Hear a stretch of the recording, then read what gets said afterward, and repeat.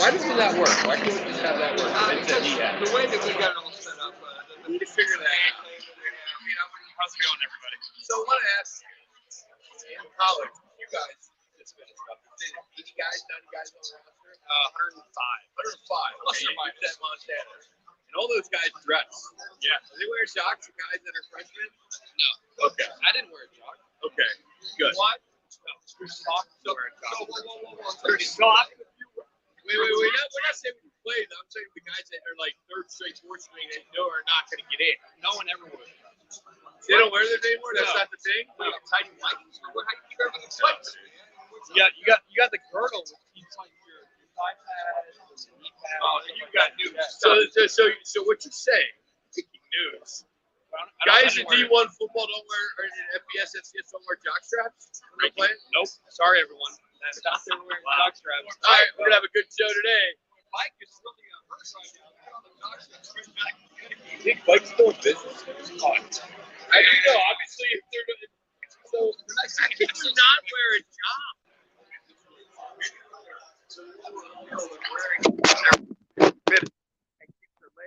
They can put some pads in there as well too. Hey, I'm careful when I come here to do the show. I've got one on right now. Wow.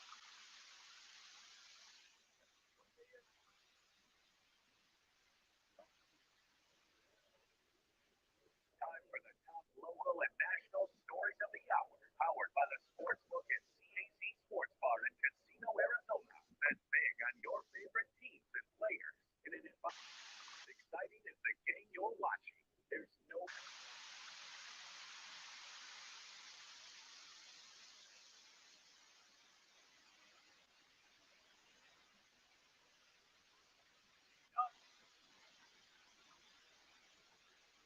Hey, that's why you look at it.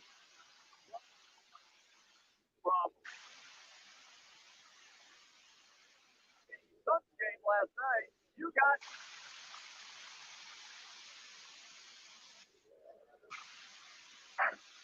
Booker tries Williams, shot to the rim, and turned, but still scored. Nice finish by Devin Booker. Those are his first 2 points of the game. Oh, Booker, what a tough shot that was. Into the teeth of the defense, fading. Jump shot is good. No panic from Devin Booker. He's smooth, man. Final seconds of this opening quarter. Booker trying to get space and into the buzzer. Yeah, that was a nasty screen. Step back, Devin Booker. It should be a team effort. 10. For Devin Booker. Steal by Booker. He's going to get 50 here. He shot that gap on the first safety. That was a big six. It certainly was a big six. Devin Booker with 51. Thank you. NBC Sports Chicago. You know, good 3 quarters.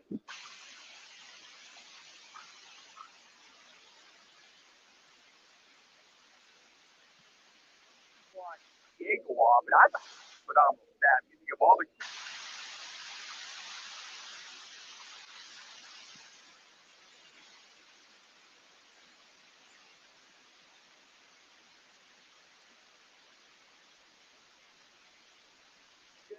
Chambers, that was a pass as long ago, but it just well, think about the balance.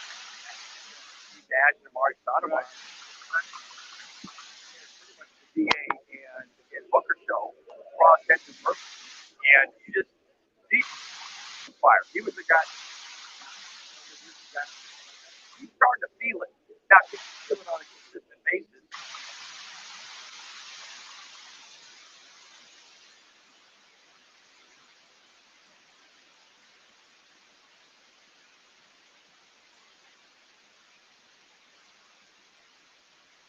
So he was on news you college playoff is officially expanding to 12 teams as the Board of Managers announced expansion during the 24-25 season. Now the first week of ending December 21st at either field or the high school team, or chosen by the higher school. And then for the first 2 seasons of this expanded playoff, the 4 quarters, the 2 semifinal games will be played involved on a rotating.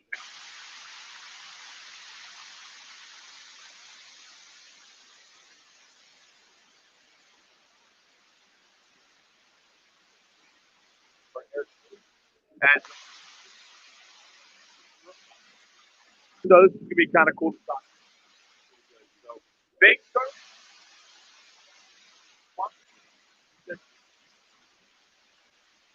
The major holdup was the Rose Bowl. It was.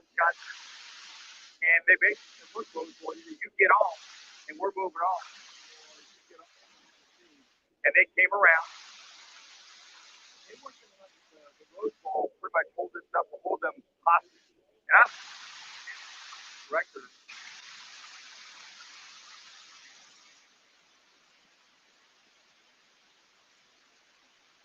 Sooner rather than 12 teams. Yeah, we're not. Yes, the goal first. Today it would be Michigan, TCU, and then Georgia and USC. I think it's going to happen after this weekend. You really think they're going to?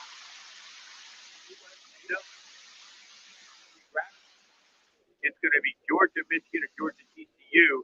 USC is going to stay out here. That's if I would think on TCU, they're going to beat them, and then get the winner. And USC.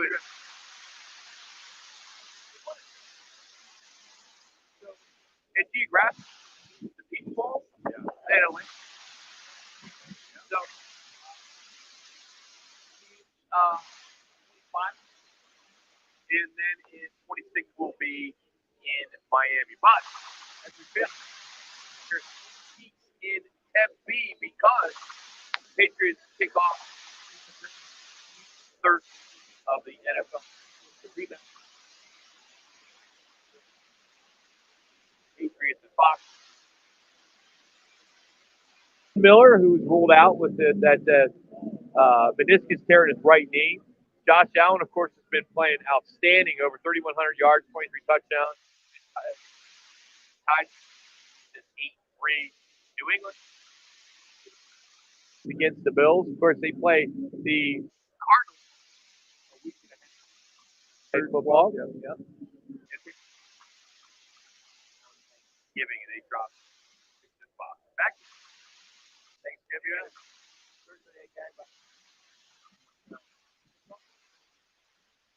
New England's going to have a long period of time off as well, too. I think most of the teams they're Cardinals. If they're taking a week off, they're probably doing a whole lot of nothing. Well, you know, Tyler's definitely one of these home study. Oh, yeah. Because he's off. Words. I mean, they're changing looks. Ignore the noise. Peterson is, I mean, we, as fans, what he has said on.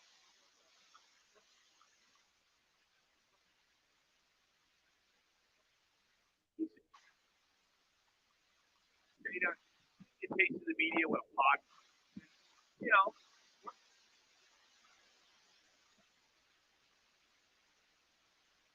why you see it, they're talking about taking a shot. They've all got to take a shot at repeat. Like tissue paper erased on your last.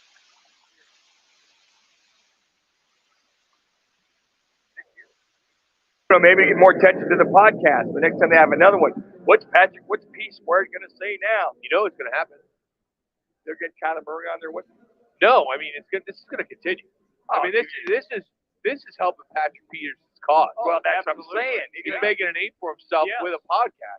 That's what I'm saying. The branding of what's he going to say this week? Who's going to come and hammer now? And I'm like you, Rock. If you're anybody, just ignore the guy. Move on. Tyler's handlers need to do a better job. His brother's with his agent or this girl and say, dude, don't respond. Yeah. And I blame the Cardinals front office and their PR department and their handlers and the coaching staff to not get in his ear and say, dude, don't.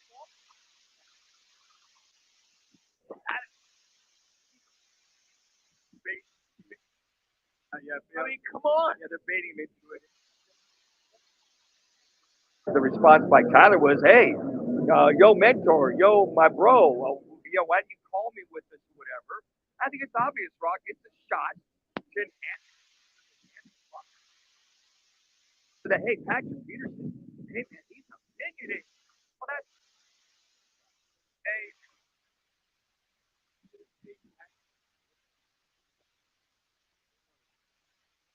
The 5-5 that peaks the 5-5 to win this customized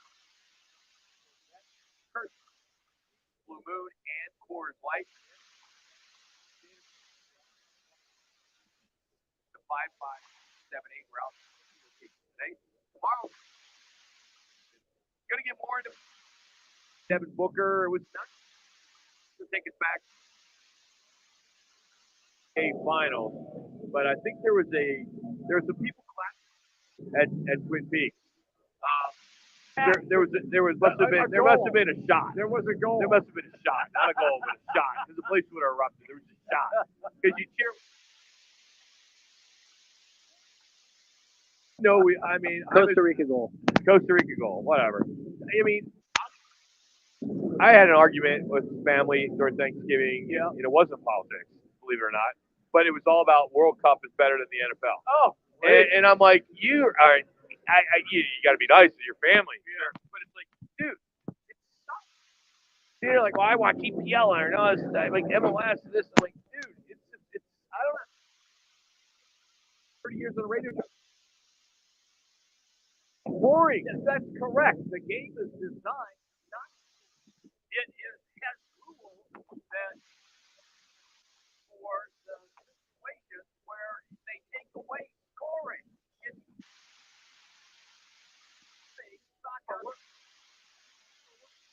Yeah, Twin Peaks just brought us a bunch of food. Their new flatbread, their steak, their ribs. I didn't even know they had this on their menu. Wow. Wait till you know, they got pizza now here at Twin Peaks. We'll tell you all about it. And then we're going to get a behind the scenes look of what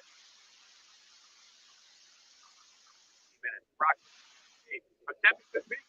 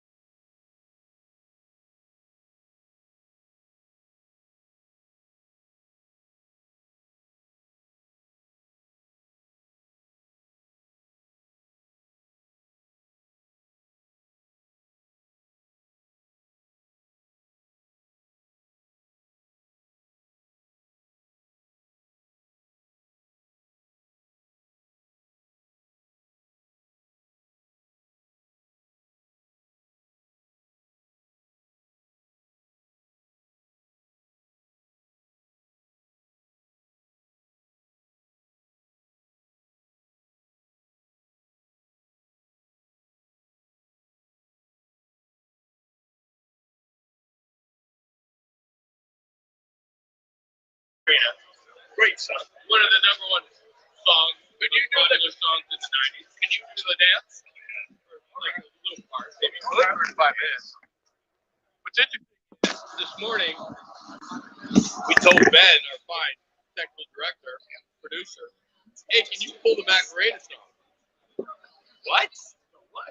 What? The macaroni. What? Yeah. What? So Ben, now that you've been listening, it's a pretty cool song, right? You love it. Probably it's gonna be on your playlist. Yeah. And you know what, man? You can bust a move to that, which means you can dance to that. Yeah, my kids and I, we can do that bad boy all the time. When you think about, go ahead. Yeah. Nah, you really don't. You'll get sick of your stomach. Throw up in your mouth. You mean I'll do it together? We do that bad boy together. Hey, last night, with the Bulls in town, 90s night, kind of cool that they kind of had that promotion going on. It kind of takes you back to Michael Jordan, how he would dominate a game, and here we see Devin Booker doing the same. And as Michael Jordan did so many times, he takes over a game and he makes it effortless. And you can make the case Devin Booker did the same thing. I mean, I remember I moved here right when the Suns were having their heyday and got to the finals against the Bulls and lost. I was actually a bartender in the arena at American West Arena at the time of the Cup. Okay. Remember it well. I worked up there in the Comic Club. I was a bartender, and I was fortunate to get a job. When I moved out here to work for the Cardinals, they paid so well, so I had to get another job. And I made more money working as a bartender at the Comic Club than I did as a Cardinals trying to sell those tickets when their first round pick was. No, it was Cody Sack from Penn State. Yeah, they're fine quarterback. Anyway, here they are 30 years later celebrating 90th night, and you see Devin Booker just going nuts. Dan Marley was in the house. I mean, and he just put on a show. And I think that my biggest takeaway watching that game, and I was bummed that Monty took him out in the quarter, but at the same time, all right, that's smart. You got to get him on Friday, that's going to be an easy game. But I just don't need it. Yeah, and it's like you shoot layups. I mean, this game this isn't the best we've ever seen. We've seen a lot. This streakiness of Devin Booker. I mean, from the beginning of the season to now, and the chance of MVP. I think it's appropriate. You think of a guy like Devin Booker and trending that way, but Luka's having a hell of a year with the other guys. But I mean, on average, 40 points one night, 51 the next, 35. I mean, the scoring machine is just the ease and the strength, and also kicking in assists and rebounding, not just hanging out in the 3-point line. And they come and play defense. And play defense.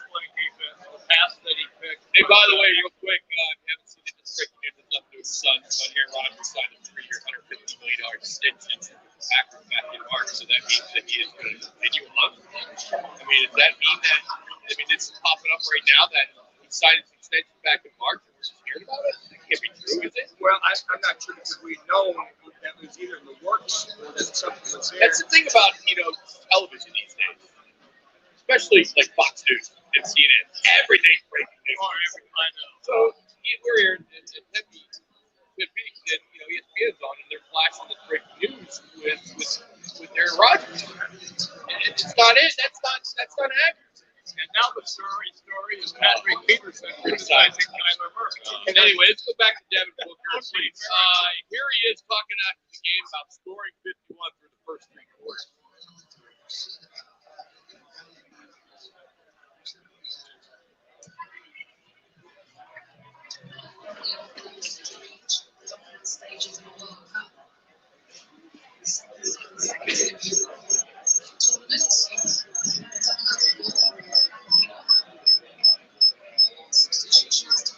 Just, it's like, it was like practice, like there was nobody out there. He was just out in the backcourt somewhere, just raining threes, whatever you want. But they sent some nice picks for him. He came out with some nice games, and he was hot. They knew he was hot. They could have been done. I just would have been nice. You're blowing him out. It was rare. But if you would have kept him in there, would you have kept him in there if this was like March or April? No, I think you got that kind of team. You got to think about the long run, the long haul. What about making it an opportunity for him to Well, that Or was 80. when he scored 70. The team was very downtrodden. In fact, he was in. But you're doing it at a high level. Well, sure, but I mean, if you're way out front, what's the use of continuing this going on? If you're way out front, Because there's a credibility issue in the NBA and the Phoenix Suns, and that's Devin Booker does not get the love that he deserves. Arguably the best player, arguably right now playing the best basketball anyway in the league. You can make that argument, right? He's playing as well as Luka. He's playing as well as Giannis. Exactly, but still, will he be a first-team All-Star this year? you would hope so. Starter? Yeah, you would hope so. Yeah, you would hope so. If he continues, I mean, I know what you're saying, Rock. If he continues 35 plus after the All-Star game, all of a sudden, I think where that comes from are the pundits giving on somebody East Coast bias. It's just the ESPNs of the world and all the sports say, hey, Devin Booker this, Devin Booker this. Hey, 41 night. And the next night scores 51. Hey, Devin Booker's averaging 35 to 40. Somewhat the numbers. And on a winning team. On a winning team. How strong is this team at home? They're playing terrific basketball, and the thing that stood out to me and has stood out over the last couple of days is the evolution of DeAndre Ayton. And all of a sudden it appears that the light bulb has gone on. And you know what? I can dominate. And that's exactly what he did last night. And he's not getting any fun because Booker scored 51. He had 30. Yeah, but he was the first one to go back to Dallas. Another goal scorer last year. Germany? Or was it Costa Rica? Yeah, 2-0 against Germany. Yep, she was.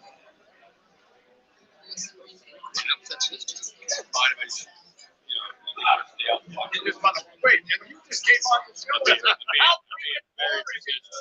real quick, here's Devin Booker on trying for 50 because he basically knew he was going to be in the fourth.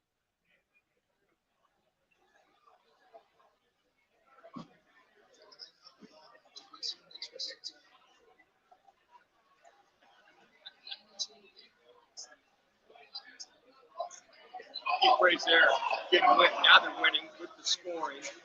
Everybody goes, okay, because anybody can score 40, 50 when you're not winning. They're just going to feed you the ball. And they just score on the ball. I think that's a big part of it. This team is now won 7 in a row, 7 out of the last 8. And they're on this proverbial roll. The thing I just, what I love watching is is out. So the combination of how much more he is involved, the less than the pass. They just see me thinking, what? It's right. You guys have added on the rest of this. He'll lose, I think, maybe, or he'll.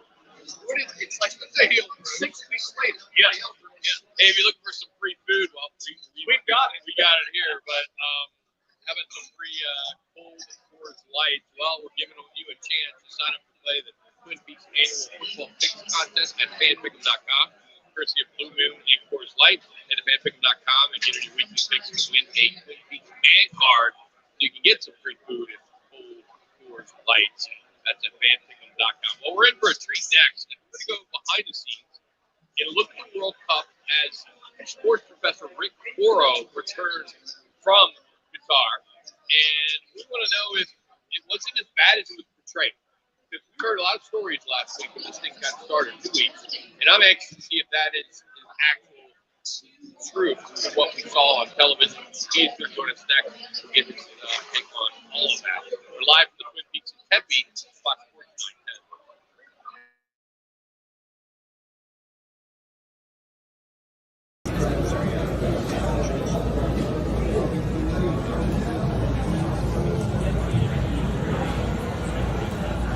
Help yourself, Jim. Woo!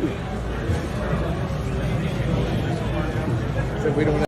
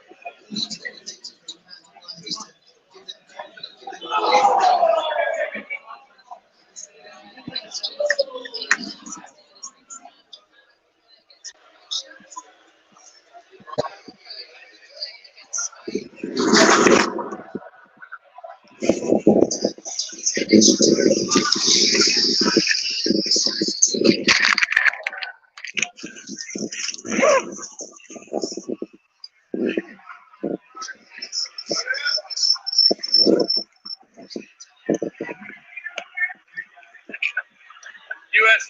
Rangers people World Cup combined a 15.5.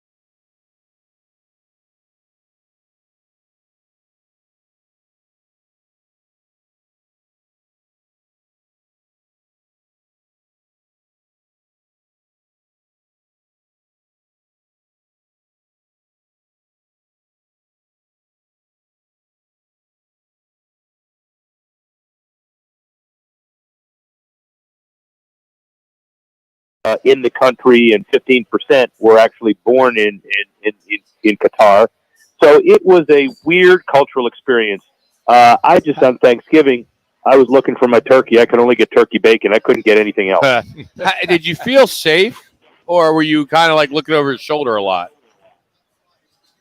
We were looking over your shoulder a lot, but I felt safe because, it is in the country's interest to make sure that there were no incidents. Yes. And the last time we talked before I went abroad, there was a lot of this discussion about the, Danish cameraman that got roughed up. Yeah. There were no other incidents. Like okay.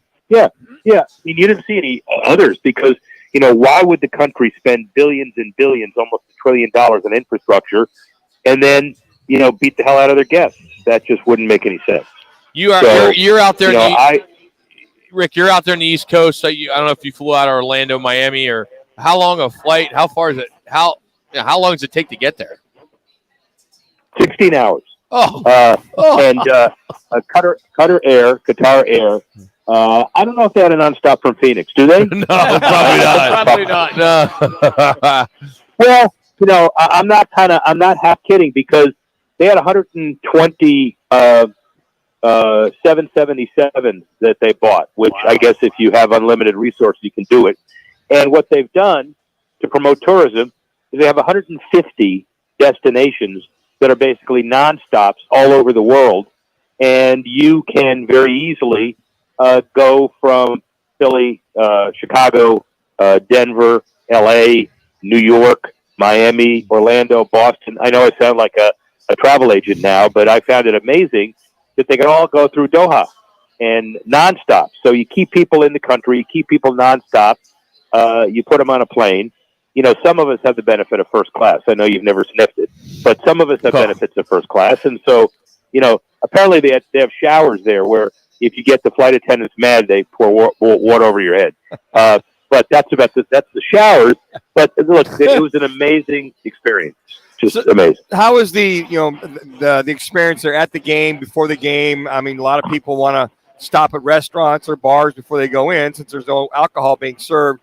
Was it very Americanized? Was it very rigid? How was that as far as all those tourists you're talking about that attend these games? Vegas on steroids. I really think it was kind of the same vibe with high rises and great restaurants and international cuisine, but it was in the first class hotels. And there were separate restaurants as well, but many not. And some had licenses for alcohol and many didn't. So, you know, you had to pick your spots and you had to kind of know in advance. There were 4 Fan Fest areas that had about overflow crowds where you could buy beer, but that was to watch on a big screen, and there were many more people there than spaces. So that became uncomfortable. So you'd end up going to the games, and then at the odd days where you weren't, you'd take trips to the desert or other things, but then you come back and you watch the games in Western comfort. What would you recommend? What do you bring back from Qatar? Yeah, what did you get us? Yeah, not only the extra large shirt you got us, but what would you bring back as far as marketing, the presentation back to the States that you were impressed with? I got all of you parking spaces. Like we're going to Qatar anytime soon. I got you on for the CFP here. I mean, we got semi playoff. I got one ready for you. Well, I'll take it. I'll take it for the Super Bowl instead. That's going to be a tough one. Oh, yeah. Hey, really quick. Hey, Rick, seriously, on Manuch's point, you know, you've written a lot of books, and if you were going to have a chapter on this experience, what would be the lead? What would be the lead on what you experienced that, you know, someone like ourselves who's never been there would really want to know about? An entire new East meets West cultural experience before, during, and after.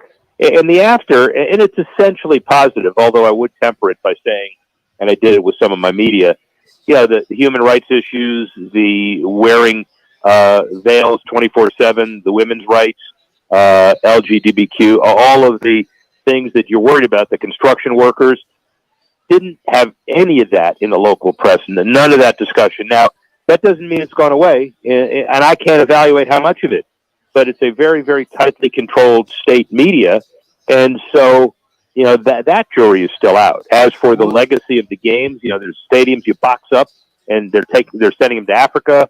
There are 1,000 kilometers of roads that weren't built before. So I would write this as probably the most unique cultural and sporting experience, sports and economic development that I've ever seen. Rick Horrow joining us fresh off of his World Cup visit in Qatar, here on Roc and Manuch with Jimmy B, Fox Sports 910. Was there a clause in the contract with Anheuser-Busch if they weren't going to sell, you know, beer in the stadiums? Well, I don't know that. I don't know that contract. I'm sure FIFA will not tell us what the contract is. But, you know, Anheuser-Busch has a long relationship with FIFA, not necessarily each country. So they're going to have to adjust. But I do know that they tried to switch their marketing campaign to Bud Zero. And I will tell you that failed, not because the professionals didn't do it right. But, for example, my hotel was next to the hotel that was ostensibly the Budweiser Hospitality Hotel. And they changed it to Bud Zero. And there was nobody in the lobby. You know, everybody was sober and depressed. So you know, they'll make it up in some way before the North American World Cup 4 years from now. You can be sure of that. Wow. Did you get a chance to go to where the USA was staying at that hotel that was out on an island? Yeah. Well, but that hotel was great. I mean, the U.S. players were great, but that hotel was great. Every country in kind of descending order got to choose their hotel that they wanted to stay at. And these were all first-class hotels. St. Regis was amazing. The hotel where the U.S. was amazing. The Four Seasons, the JW Marriott, place called the Dusit, which are big Eastern or European resorts. The Saudis stayed at my hotel. So I got a whole bunch of Saudi paraphernalia and Saudi jerseys. They were my favorite team in the first round. Now, I'll bet you they got to give the Rolls Royces back, don't you think? Yeah, exactly. Yes. Hey, last one, Rick. With the college football playoff officially expanding now to 12 teams, are we okay now for a few years as the fan bases and all the businesses? Are we going to be okay, or is there going to be some other kind of controversy that you see in your crystal ball that will spark, some conversation? There's always controversy, and everybody's going to make it up. I think the idea of a 4-team playoff expanding to 12 with the first round games in college campuses, it's long overdue. Yeah. And until that time, the idea of tomorrow night holding on tight, and let's see if Southern Cal, let's see if Texas or TCU. You got a couple of fresh blood teams in, and if TCU, let me put it this way. If TCU and or USC lose, and we have a prospect of Alabama and Ohio State, I'm going to take a sharp stick and gouge my eyes out. I hope you don't mind. Go K-State! Come on, my Wildcats! Let's go! Let's go! Upset that bad boy. So when it comes to a parking pass at the Super Bowl, I mean, it's a pretty big area. So it's all about the pass, right? It doesn't matter where it is. It's just the pass. Correct? Oh my God! No, look, don't. First of all, I'm too bright to be set up that way. Like if you got me a parking pass for Fountain Hills or Scottsdale, right? Yeah, and to get on a bus. Yeah, I'm brighter than that. The media. Don't set me up that way. The media shuttle. We can get you on that. Get the front seat, Rick. But hey, Rick, we're going to be broadcasting all week at Media Row, so obviously we hope that we get more than one hit from you. Maybe we get to sit down with a half hour with you. So we're going to try to get in on your schedule. We're the host, so you better give us the most. All right. So we look forward to that. Oh, no, this is a deal. Why do you think I'm so nice to you, at least until February 12th? Yeah. And then it all changes. We're still trying to get in one of your books, man, somehow, or one of your TV shows. We got to get in on that somehow. We're trying. Don't lose my number, but don't hold your breath. Oh, have a good week. Hey, you too, buddy. That's Rick Horrow, the sports professor. Follow him on his Twitter page at Rick Horrow. He's always on television, Power of Sports as well. Coming up next, we're out here at Twin Peaks. Pretty excited. We're going to be joined by one of the owners who's going to kind of tell us about some menu items that we're pretty excited to talk about. We just kind of did the taste test. Now we're going to find out a little bit more about it. And also we'll tell you how you can win a new patio grill set courtesy of Twin Peaks. It's Roc and Manuch, Jimmy B, Fox Sports 910.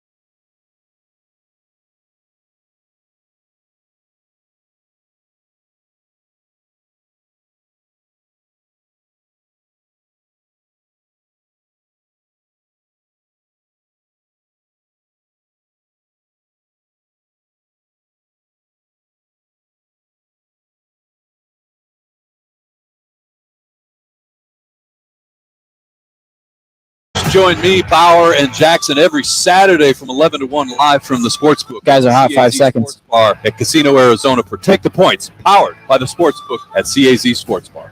Roc and Manuch, Jimmy B out here at Twin Peaks in Tempe, one of 4 locations. There's some rumors, Manuch, that there's going to be a 5th location.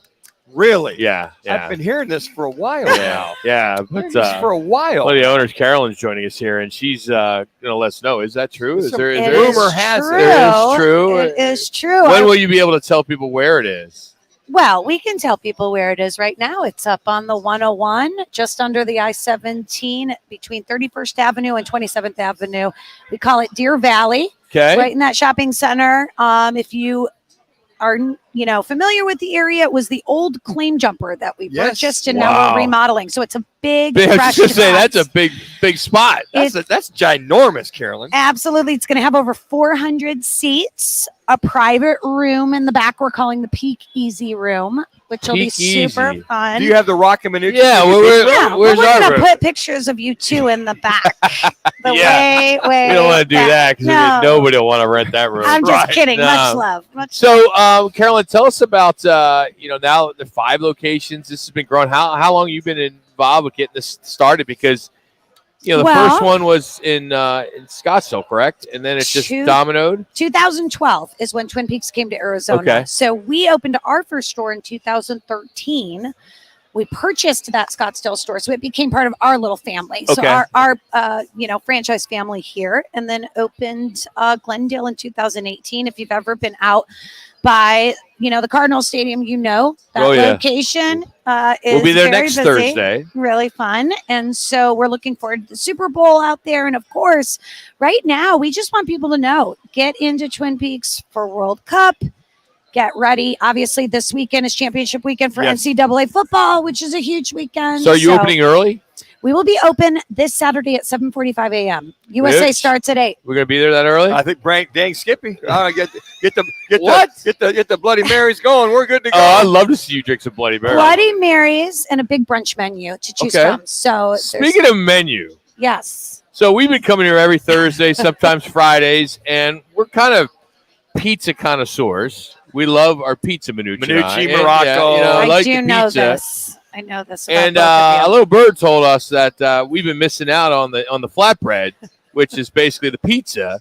And you brought it out for us, and right now it's on YouTube, Twitter, and Facebook.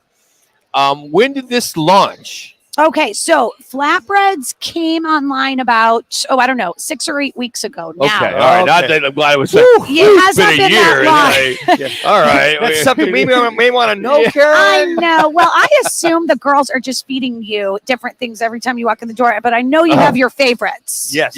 Oh, yeah. I do know you have your favorites. I'm a steak salad guy. I really like that.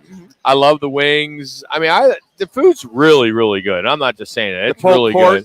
Is Manuch likes the pulled pork. Very good. See, after every show, Dan, Manucci, and Jax, our fine young rookie, always orders a bunch of food to go. I never take advantage of that. Oh, you don't? Never. Ever? And why not? Because why doesn't he? Because I feel bad. I feel bad because the service is so good. I just I like the Coors Light and Blue Moon on Thursday. See, can we call this moonwalking in the business? Yeah. He's doing the Michael Jackson. I know for sure he's thinking about our 29-degree draft beer. That must be it right there. Instead of maybe the flatbread. But we do have a new hand-cut New York strip on the menu that just rolled about a week and a half ago. Okay. And we are hand-cutting these steaks in-house. Really? And obviously preparing them with our made-from-scratch garlic mashed potatoes and sauteed broccoli.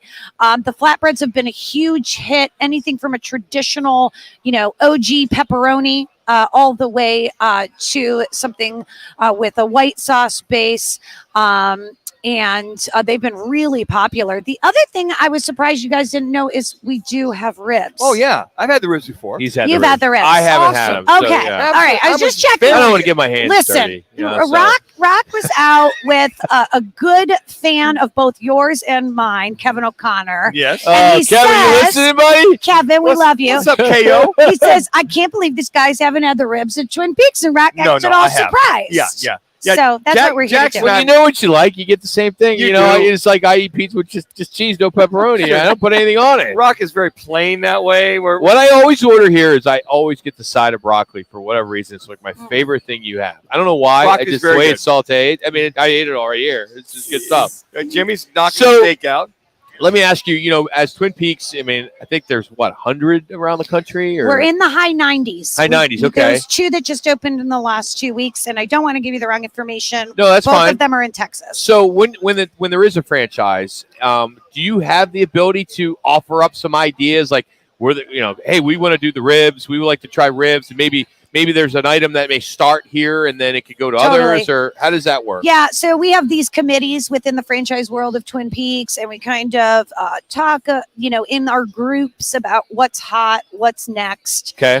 Things that are exciting in some markets might not work in others, but Sure. that's okay too. 3. So we're really doing a great job evolving the If menu. you need volunteers for the food committee, Jackson and I are available at any particular time for any You're taste hired. testing. The job I want. Oh, I want to okay. be one of those secret shoppers. What do they call Secret those? shoppers? Where you. So what happens Going is, incognito? I was one a long time ago at a place that's no longer around. But what it was they give you a couple gift cards, and you would go into different locations and order certain foods, and then you would do a report I don't know if that's going to work because he's kind of famous. No, whatever. Right? I don't know that But that's they're not going going to know that I'm there just scouting it out, making sure the customer service, making sure right now it's at 31.4 degrees, making sure No, the Twin they're Peaks Brewery's cleaning. going They're on. cleaning the cooler, so the door must be propped open. That's way too warm. It's 29 degrees. No, that's what I'm saying. It usually goes down, so that's why they're The fixing door must it. be propped open. Thank Rocky. you for She's calling saying- us out. We're No, cleaning. I just under 32 is I think would be good It was enough. it was so nice But, having but you I'm as a also sponsor, Carolyn. I'm Carolyn. also. It's so nice having- Wait, time out. I'm Listen. also the one that asked for a mug that's not Too much. frosted I would because rather. I drink. I like Guinness. Yeah, yeah. And Guinness is not supposed to be in a frosted mug. Guys, now he's hoity-toity on you. We So- will Wouldn't you rather be happily- transparent than make up like Well, you make saying dumb things? I mean, lying about whatever. people believe what you say, Rock. You gotta love the cold frosty mug with You the beer. do. It's great with a Coors Light, at domestics and all that. But when it comes to a Guinness, Carolyn, with his Guinness, he's We will gotta have it. happily Yep. serve his See, Guinness you- in a room temperature now it's down mug. to 29. That was quick. We They will must have just happily. closed They the heard door. me. They heard me. You have a lot of Yeah. power. Listen, That was quick. How did that happen? I will take getting a hard time about our beer any day over Nobody. my Buckeyes performance last Oh, Saturday. So Well, we're not gonna talk I about like the Buckeyes. So Carolyn's a big Buckeye fan, and so am it. I. OH. So I know, and it just did not go well. However, what's his name for Michigan's not playing this week? Corkum. The fine running back. Yeah. Well, let's go Purdue. out. So Yeah. if Michigan loses, Oh my Ohio State could jump up. Well, I think a couple Well, things they have to need happen. USC to a lose, couple too. other things. Okay, have to well, happen. you'll go Utah. Yeah, you need hell to freeze over for Ohio State. So to he's get all back excited into because that. Kansas State needs to beat TCU. Well, if that happens, do you think Kansas State would go above Ohio State? No. I'm just saying that It still can happen. It could happen. Yeah, and they. By the way, World Cup at all 4 locations. 7:45, all 4 locations. Saturday, 7:45. Game starts at 8. Match starts at 8.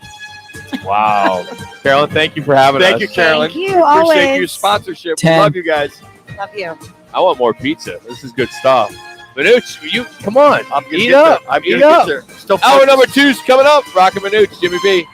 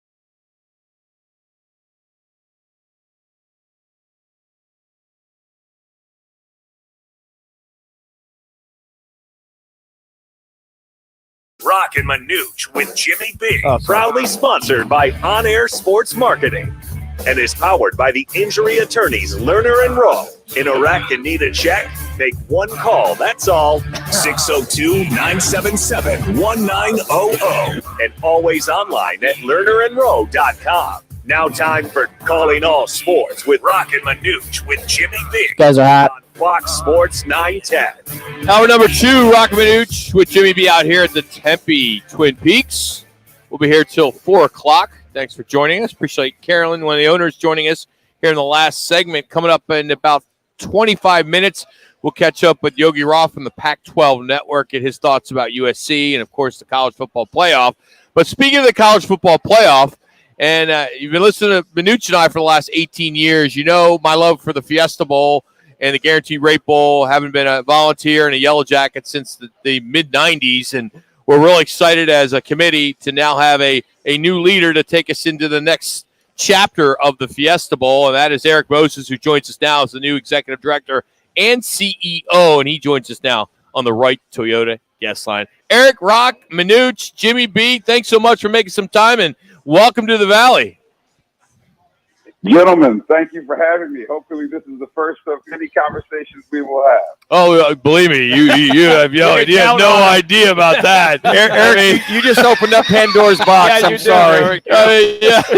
We love talking college football, man, and myself being a committee member as long as I have, and bleed the yellow, and pretty excited about you being on board. And what I was pretty excited, myself being a marketer as well, is someone that has a lot of different experience in different sports. And the fact that you came from a market like Nashville and the Speedway, and myself being involved in a Bellbank Park, and we're getting ready to, hopefully break ground in Nashville here in a year or two. It's good to have diversity in the sense of different sports. And I think that's really going to help the Fiesta Bowl. No, I appreciate that. And I appreciate your support for such a long time as the Yellow Jacket committee member. And, I hear that guy sitting next to you knows a little bit about football as well, and maybe his alma mater might end up in Guaranteed Rate Bowl if we're lucky. So happy to be here, happy to be in the Valley of the Sun. I'm so excited about getting involved with this community to continue the great work that this organization has been doing for 50-plus years. Yeah, Eric, this is Manuch. Yeah, my K-State Wildcats, we travel extremely well, and we love. They love. Hey, the folks in the Little Apple, Manhattan, Kansas, love coming out here. And speaking of that, with the great game experience that is a Fiesta Bowl, not to put any pressure on you, but all the folks from K-State, wherever, say this is the best bowl that they attend because of the hospitality and all the above. So when a guy comes from the outside into the inside, talk to the reputation you've heard about it and some of the things you'd like to enhance, or are you of the sound mind of if it ain't broke, don't fix it? Well, the reputation for world-class hospitality is a calling card of the Fiesta Bowl organization, and it's something that we have to continue moving forward. And what is, as you guys know, becoming probably a much more competitive landscape in the bowl system with the expansion to 12 teams and new stadiums being built in places like Nashville and other places. So we're going to have to ensure that continues to be our calling card. And the way we're going to do that is to continue to have folks like you guys volunteering, giving of your time, your energy, your finances, and your passion to help support the work that we're doing here. So, I think having an outsider's perspective can sometimes be helpful in things like this. But Manuch, you're right. If it ain't broke, I'm not trying to fix it. I'm trying to look for ways to enhance things that are good, to make them better, and looking for deficiencies, if there are any, where we can shore those things up. Hey, Eric, it's Jimmy B. I'm real curious to get your perspective, because here you are, the new guy on the block, and all of a sudden, we've got the college football playoffs. Yeah. Welcome in, Eric. Not much on your plate, right? Well, the very unique and luxury I have this year is that I don't take operational control until January 1st. Jim Hatfield, who is a board member and has been the interim for several months now, is leading the team through this bowl season. I'll have the great opportunity to observe our folks in show, see what they do, how they do it, and also be able to participate a little bit, but it won't be on my scorecard. I won't get the decision on this one. Neither a win nor loss nor save on this one. So I'll see what works well, and we'll figure out what we're going to do for 23. So let me ask you. So you say, is it January 1st or January 2nd? Because the game's on the 31st, so you get to firsthand see this hospitality that we offer, and then bam, we go into the next year. So are you on like right at midnight, or how's that work? Well, our chair, Randy Norton, has told me I have the pleasure of getting up at the wee hours of the morning to see off our two teams from the Fiesta Bowl on the morning of the 1st. So I think it's January 1st. That's good. Okay. And I will tell you, that is one, I've been what they call a team liaison, Eric, and I'm sure you heard about all that. And what's so cool about that is important. Win or lose, the teams that leave and the amount of volunteers and fans that come out to say goodbye, after a great week of hospitality and a great game, to get on that airplane to go home is really, really special. And it's one of the coolest things that we offer is to do that when they leave. So I think no matter what time it is, how early it is, I'm sure you're going to really enjoy it. No, I'm looking forward to it. You guys may not know, but, when I was a sports commissioner in Washington, D.C., I helped start the Military Bowl. Oh, that's right. That's it. Yep. There in Maryland. And so, the thing I love about college sports is the opportunity to interface with the young people, the young men and women, and in this case, young men who are involved in participating in these games, and to be able to talk to them a little bit about the specialness of participating in a thing like this that's been going on for this long, and win or lose, to take what they can from that experience. And hopefully we can make it something that they remember all their lives. Eric Moses joining us. He's the new executive director and CEO for the Fiesta Bowl, of course, Guaranteed Rate Bowl as well. When you look back at some of your past, I'm anxious to get your take. It's something that Manuch and I and Jimmy B talk a lot about is all these football leagues that are going on. And you spent some time with the XFL for that second stint. Now they're getting ready to do a third stint. Do you think it's going to work? I mean, what is it going to take for these leagues to work, XFL or USFL? And Eric, I was part of the USFL many, many years ago when you guys were just youngsters. And to Rock's point there, is there finally that wherewithal or that cachet to carry it? Is there enough money? Is there enough money for it to make it? Bottom line. Oh. Well, here's my take. One, Manuch, I was a New Jersey Generals fan growing up in New Jersey, so I am familiar with the first iteration of the USFL. Okay. The business model makes sense. Football is by far the most popular sport in America, and what all of those spring leagues are trying to do is to provide football fans football when there is none to consume. Right. Between the end of the middle of February, a week after the Super Bowl, through the end of April. And so I think there is a market for it. The networks certainly do, or else Fox wouldn't have taken a chance to bring the USFL back by themselves if they didn't think that the content was valuable. So I think it can happen. We were on our way to making certain that the XFL in its second iteration was going to be successful. And were it not for the pandemic, I believe we would be seeing that league flourish right now. A third bite at the same apple, I just don't know. I think I hope that they're going to be successful. I have friends that are still there with the league. If they have some name players that folks recognize, I think they've got the right cities and the right facilities this time, and I hope that they can be successful. And Eric, for me, training a lot of quarterbacks throughout the nation, a couple guys looking to get some shots at the XFL, and being a backup quarterback in the league, what a great place for some of these younger guys to mature or get the experience or be the minor leagues in spring, and maybe they have a shot at the NFL in the fall. Yeah, and look, they're getting, and Manuch, you'll appreciate this. I mean, they're getting game film, which is the most valuable thing you can have when you're looking to go into the NFL or go into somebody's training camp. So the play schedule is set up so that those guys can come right out of the spring football league and go right into training camps for NFL teams. Bringing it full circle, my XFL experience, our starting quarterback was Cardell Jones from Ohio State. Yes. Wow, and so, now coming to the Fiesta Bowl, given how many times 3 minutes it's played, it feels like it's coming full circle. Well, Eric, welcome to the Valley. You're going to love it here. I thought I was only going to be out here for a little internship with the Cardinals back in '92, and I'm still here. So I think you're going to love it here, and I look forward to meeting you in person. And and having you on our show quite a bit. And thank you for making some time today, and welcome. Thank you, guys. I appreciate it. And I'll see you Selection Sunday. You got it. There you go. Tickets, fiestabowl.org, Guaranteed Rate Bowl, which is December 27th. That's at Chase Field at 8:15. Then the playoff and the Verbo Fiesta Bowl, which is on New Year's Eve at State Farm Stadium. Still waiting on what those two teams would be. Like if it ended today, guys, it would be Michigan TCU. Yes. That'd be a great game. That'd be a great game. I would love to see that. Now, I want to see Michigan USC. I would love to. And the winner plays Georgia. Just assuming whoever plays Georgia is going to lose. You'd right? love to see the Rose Bowl played in Glendale, quasi the Big Ten in the Pac-12. Oh man, talk Those about two, a packed house. Talk about tradition. Yes. Michigan USC. Oh, I think that would be light. I mean, nothing against TCU. We'd love to have them, but they're not that Michigan. They're not that USC, Georgia, or even for those who don't like Alabama or Ohio State.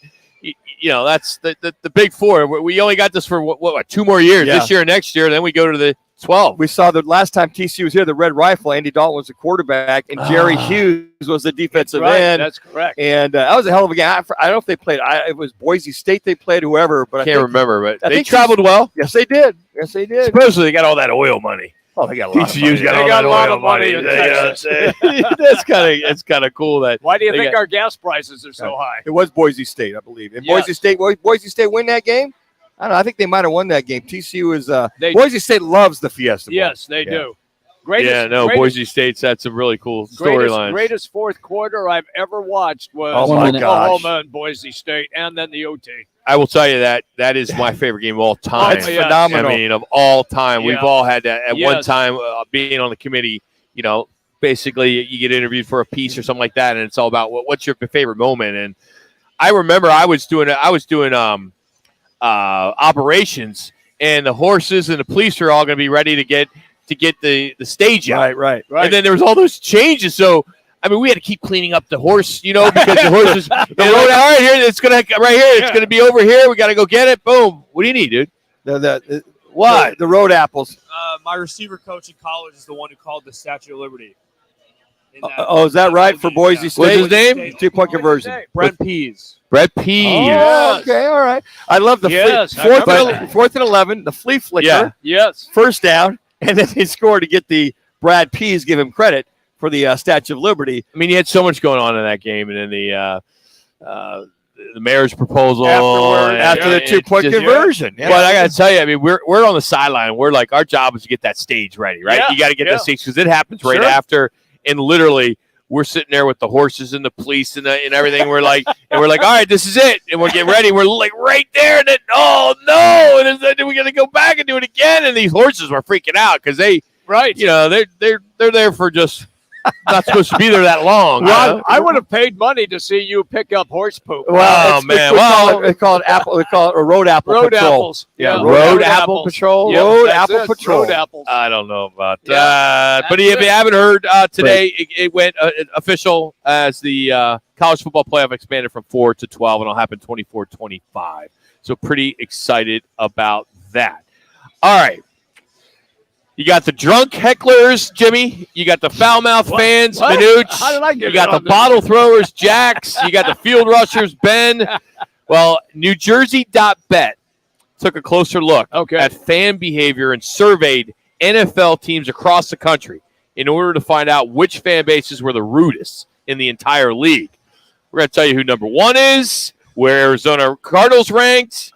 It's a little biased in my opinion because it's a NewJersey.com, NewJersey.bet site. Right. Folks that put this together. Yes. So we'll have that next to Yogi Roth in 15 minutes. It's Roc and Manuch, Jimmy B, Fox Sports 910.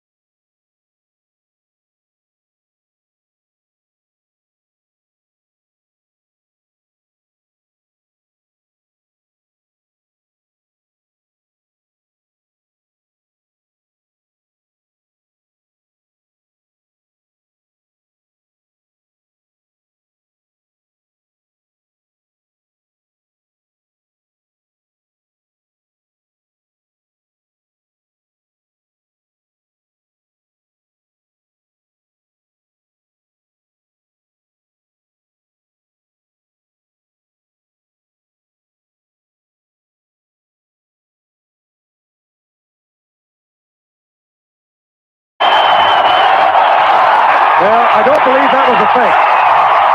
And I don't know what you do about a snowball hitting your holder just as he tries to place the ball down. Well, on the fans here at Mile High. Guys, we're out 10 seconds. Kavanaugh looking at bouncing snowballs all around him, tried to get the ball desperately to Russ Francis.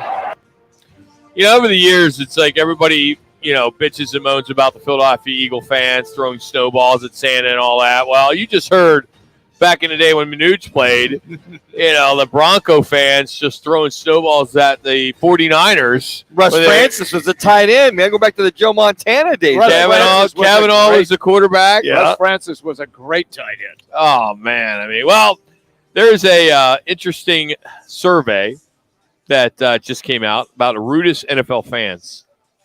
And they surveyed, and this is this past month, well, actually November now, they surveyed over 1,100 Americans who regularly watch NFL in order to determine which NFL players, coaches, fan bases are the rudest and most easily offended. So they're sensitive too? Yeah. Now, this is a first. Sensitive fans. This is a first in 25 years I've been doing this. Yeah. That I have to give you a survey and tell you how the respondents are based out or how they're broken out in 3 categories, not just 2. 50% responders were male, 48% were female, and 2% were transgender. I've never said that before. Are you serious? Ever. So we're there now, huh? So I guess we are. There. Now, the average respondent was 40 years in this poll. Okay. Now, again, this survey is from Jersey. All right, so I'm a little biased there, being a South Jersey guy, but I'm all Philly. So they ranked the NFL's rudest fans, okay? Mm-hmm. And number 10 was the Jets. Bills came in at number 9. Giants 8. Bears 7. Packers 6. Packers fans are rude? Oh, just ask Randy Moss. Steelers came in at number 5. Yeah. Patriots came in at number 4. I can totally see that. Yes. Cowboys came in at number 3. Down to 2. Now, this came out yesterday. So did either one of you go and read it? No. Did not. Thank you. No, did not. So who's number 2? Whew, man. Give us the rundown one more time before we make our picks. Jets, Bills, Giants, Bears, Packers. That's up. Then it goes Steelers at 5, Pats at 4, Cowboys at 3. So we're down to 2. Rude. Just rude. Absolutely. Rudest fans. Giants. I'm going. I already said Giants. I'm going with the Raiders. Raiders were number 2. Ooh, wow. Then. So who's number 1? Got to be Philly. Exactly. I gave you all that earlier. Philly. I said it was biased. I left that for you, the city of brotherly love. You know? Yeah, they're ranked. Eagles are the rudest fans in the league. Notorious, of course, for starting fights. So that put them up there. You're not kidding. So how about easily offended? Now, this is interesting. Easily offended fans in the National Football League. All right. This is on the receiving end of rude behavior. All right. Number 5 was Pittsburgh. And this is, by the way, thin-skinned fans. Right? Yes, That's another way to put it. Patriots, Cowboys, Raiders, and Eagles. Oh, wait. I'm sorry. I messed up. That was a rude. Yeah. That was the order. Yeah. Sorry, I jumped around here. Top 5 thin-skinned fan bases. Okay. Dallas Cowboys came in number 1. I could see that. I can totally see that. Yes. They're a bunch of, they're a bunch. Seriously. Coming from a Philadelphia Eagles fan. No, who likes Cowboy fans other than Cowboy fans? I can't stand the Cowboys. If you're a fan of the Bears or you're a fan of the Vikings, you're a fan of anybody, you hate the Cowboys. Yeah, I can't stand the Cowboys. Cowboy fans, you tolerate them because they think they're your And then number 2, no surprise, a bunch of massholes. And that's the Patriots. Yeah. There's so many freaking massholes, right? I mean, big time. There's people looking at me at this bar right now at Twin Peaks. Did he say massholes? Yeah. Did he say Patriot fans? Yeah. Packers came in at 3, Eagles 4, and Bears at 5. Now, How about easily offended NFL coaches and players? They were ranked here. So when you're comparing the rudest coaches with the most thin-skinned coaches, Are we talking there isn't much difference. Are we talking current coaches? Yeah, current coaches. Okay. So number one was Bill Belichick. Yes, I was just going to say followed by Mike McCarthy, and then John Harbaugh, surprisingly, he was number 3. Rudis NFL head coach. No, that's it. I was looking at what they do the most, like their behaviors. Yes, like what someone does, not a fan base, but what it is. Number one is standing up and blocking view. Yeah, right. That's the most irritating. I can't stand that. I can't stand the whole Sit time. your butt down. Yeah. Then it came getting drunk, okay, which I understand. Cutting in line. You would. Heckling. Cutting in line, I don't like. Number 5 was blocking an aisle. Number 6, not attending to your kids. 7, which sucks, is profanity. And 8, stealing seats, like you're not in that section. You're sitting somewhere else. Number 9, always leaving your seat. Because that's the worst. If you got seats 1 and 2, which I typically have, and there's people that got to go to the bathroom every freaking twice a quarter, you got to get up for them. Excuse me. Oh, I'm sorry. Excuse me. Thank you. Excuse me. And then the last one of the top 10 2 minutes rudest fan behaviors was talking on the phone. I hate that at a game or people in line at the grocery store. Or they're walking. The grocery store is my biggest pet peeve. You're checking out. Could you just wait for like 10 just so minutes? rude to the person that's Totally checking you out. rude. I always, if I'm next, I always apologize for that ass, and I just say, "I'm sorry for that ass in front of you," because that's just not cool. They always say, "Oh, it happens all the time." I thought a guy was talking. He was facing that way. I'm going to check out. I heard him talking, and he said something about the food or whatever like that. And I said, "Which one are you talking about?" And he turned around and he's like, "I'm talking." I'm like, "I thought you were talking to me about the price, whatever." I'm almost, well, get off your damn phone. I thought you were talking to me. He's facing this way. The thing is, though, years ago you could have said something. Yes, exactly. Right? Like if you were in front of me and you're on your phone, I'm like, hey, dude, come on, get off your phone. Just show some courtesy. Yeah, have some respect, right? Walk outside. Now it's like they want to fight you. Yes. Or they got a gun. In this town. So you just don't know. Anyway, we're out here, Twin Peaks in Tempe. Don't forget, every day you can register to win the customized backyard patio kit. All you got to do is text PEAKS to 55678. That's PEAKS to 55678. Always a big thank you to Coors Light and Blue Moon, as well as Twin Peaks, for making it happen every Thursday here. Coming up in about 20 minutes, you get to challenge one of the young ladies here for some Twin Peaks gift cards. But could the Pac-12 finally return to the CFP? I just don't know. I think Utah can do it. Well, man. Utah's got the if I think if you pick the game, that'd be the one most likely to upset. I think it'd be Utah over USC. But just think about it. You get there, Pac-12 gets there, then you're going to lose the team that's going to get there. That's going to be something we're going to talk to Yogi Roth with next, if the Utah can upset the Trojans. Plus, get his take on Kenny Dillingham, the new head coach at Arizona State. Is that the right hire? Yogi will join us next as we continue on from Tempe Twin Peaks. It's Roc and Manuch with Jimmy B here on Fox Sports 910.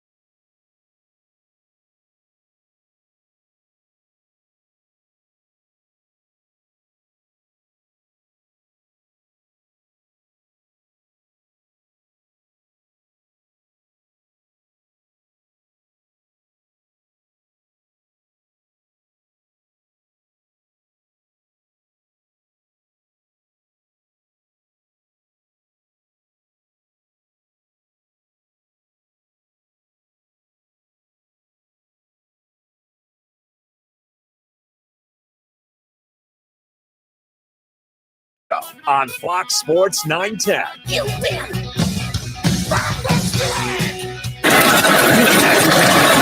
Williams keeps it. First down. Touchdown. Guys are hot. I'm going to go ahead and try to call him. Rushing touchdowns for Williams to go along with one passing one. He has done everything tonight. We're going to catch up with Yogi Roth here in just a bit for the Pac-12 Network. Again, if you're just joining us, the College Football Playoff officially announced that they're going to expand from the 4 to the 12 teams starting in 24-25. Came down after all these reports that the Rose Bowl finally came around. They're going to change plans. Why doesn't that surprise you, Rock? Why is it all about the Rose Bowl? Well, they're the granddaddy of them all. And I got to tell you, I've gone 2 of the last 3 years. Okay. And I will tell you, it is one of the worst bowl games to go to. From a fan's perspective. From a fan perspective. Just the presentation. How hard it is to get there. It is difficult. How difficult it is to the pregame. Yeah. How expensive it is. Yeah, that too. How small the seats are in the stadium. I don't have a problem. Yeah, with Jimmy, that. you're good. It's VIP for you, first class. Granted, the pageantry and everything else about the Rose Bowl is awesome, but in my opinion, I'll take the Fiesta Bowl over it all day long. Okay. I mean, it's just for me being just how nice it is and what to do around it. But Yogi Roth joins us now from the Pac-12 Network. How we doing, Yogi? What's going on, man? How you doing? You know, doing well. Just landed in Vegas. Got the champ game here, second straight year. Announced the expansion of that in Vegas. Been a good day for college football, as you just referenced. So there's nothing you can say to be in a bad mood, man. Good. We love hearing that. And, we were just talking to Eric Moses, the new executive director of the Fiesta Bowl, and, he gets thrown right into this. And then now there's the expansion, which is outstanding. Do you think there is any controversy that's still to be said now that they got to 12? I mean, you think there's still going to be anybody complaining that it's not good enough? Of course. I mean, who's ranked 13th? Yeah. Exactly. I mean, I'll say this, like coming off the CSP call today, I get to have the honor of presenting to the committee on behalf of the league, along with our commissioner, Merton Hanks, and others. And we made a big deal about where Washington was ranked. Because I don't think it's accurate in terms of they are one of a handful of 2-loss teams. They have the best record against teams for top 25. K-State, who has 3 losses, is 0-3 against teams in the top 25. So, yeah, I think there'll still be issues and concerns around the playoff going forward. But the best part is, like, if the season ended today, we'd have 2 New Jerseys in the CFP. Yeah. We haven't had that in a while. I mean, even Michigan hasn't been there. Obviously, last year they were. But I think that's the best part of this playoff. It's teams who've earned the right, who play different styles of football and different amount of conference games, and all those inequities that are just realities. I think now we can see more teams in, and it will grow the game dramatically. And I think we're at a time where the game needs to grow because it gets a little boring come CFP time, at least for a lot of regions around the country. It's basically been the same 3, maybe 4 teams every year.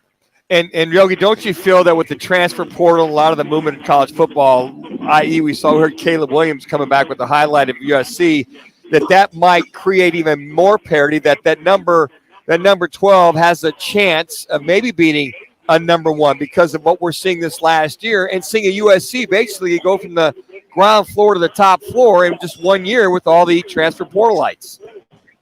Oh, yeah. I mean, think about, like, hiring right now. Like, my good friend Trent Dilfer just became head coach at UAB. UAB was in a healthy spot. Their coach stepped away due to health reasons.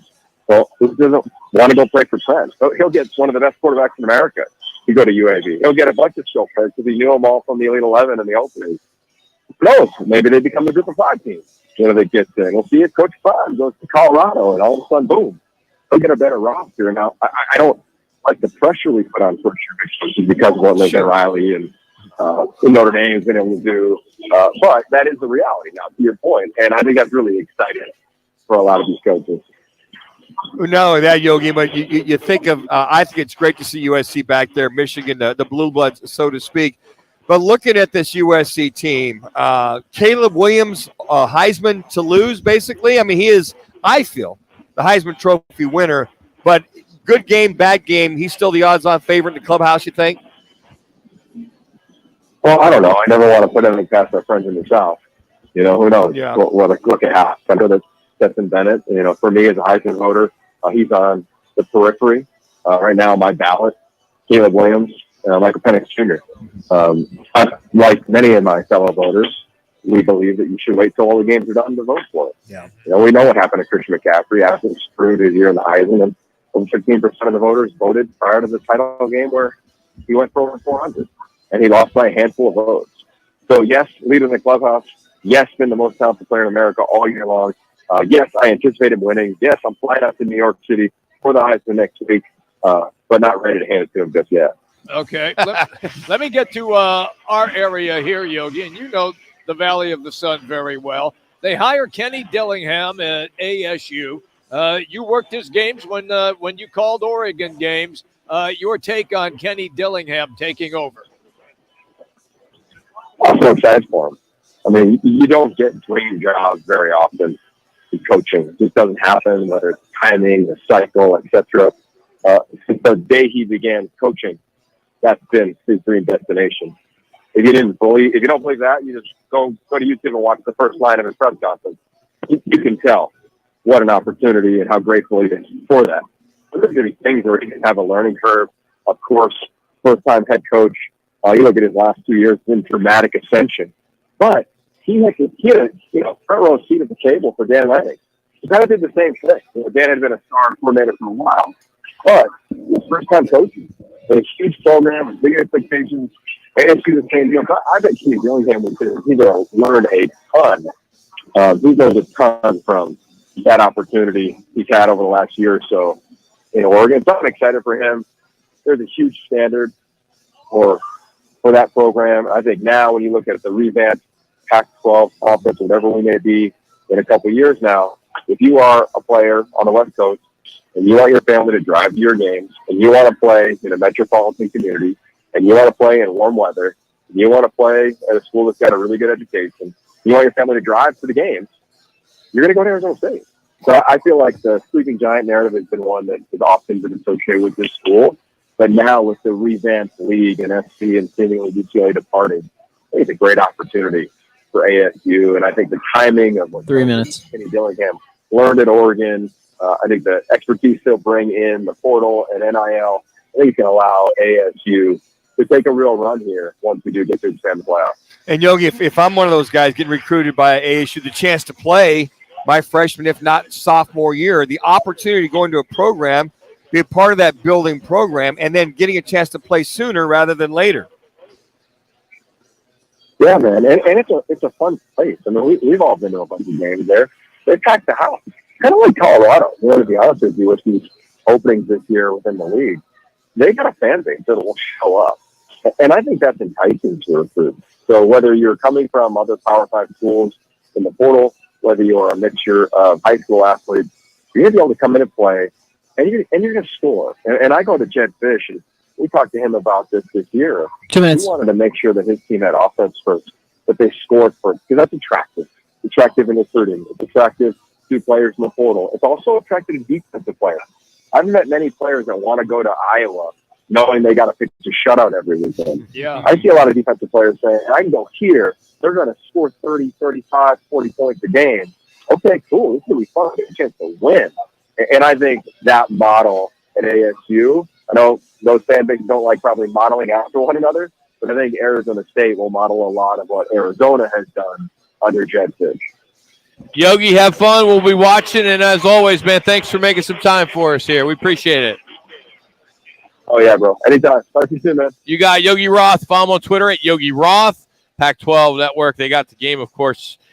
USC and Utah. Should be a good one tomorrow at 6 o'clock. I like it's on Fox, but that's all right. The pregame you could get on the Pac-12 Network. I like this matchup, and everybody thinks, well, Utah is going to beat them again. I'm not so sure. You have to remember, I took USC. USC lost by only 1 point at Utah. But what you're talking to, they can slow the game down a little bit. I mean, USC's loaded with speed, but they've got things that they've done last. What if? Hey, Yogi Roth is driven by All City Towing, as All City Towing continues to grow, and they're hiring, by the way.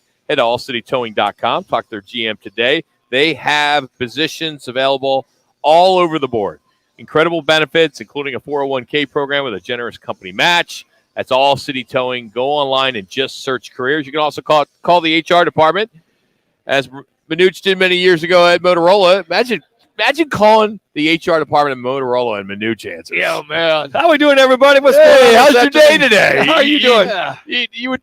So You wouldn't be able to get off the phone. So you're looking for a job. How fast can you get over here? Let's get you Jeez. going. Well, the phone number there at All City Towing, and I promise you won't be Manuch, 480-833-7278. But just go to the website, allcitytowing.com.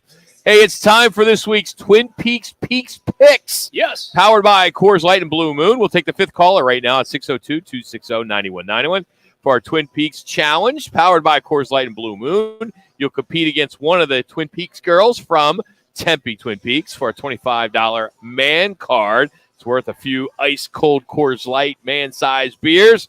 Again, we'll take the fifth caller, 602-260-9191.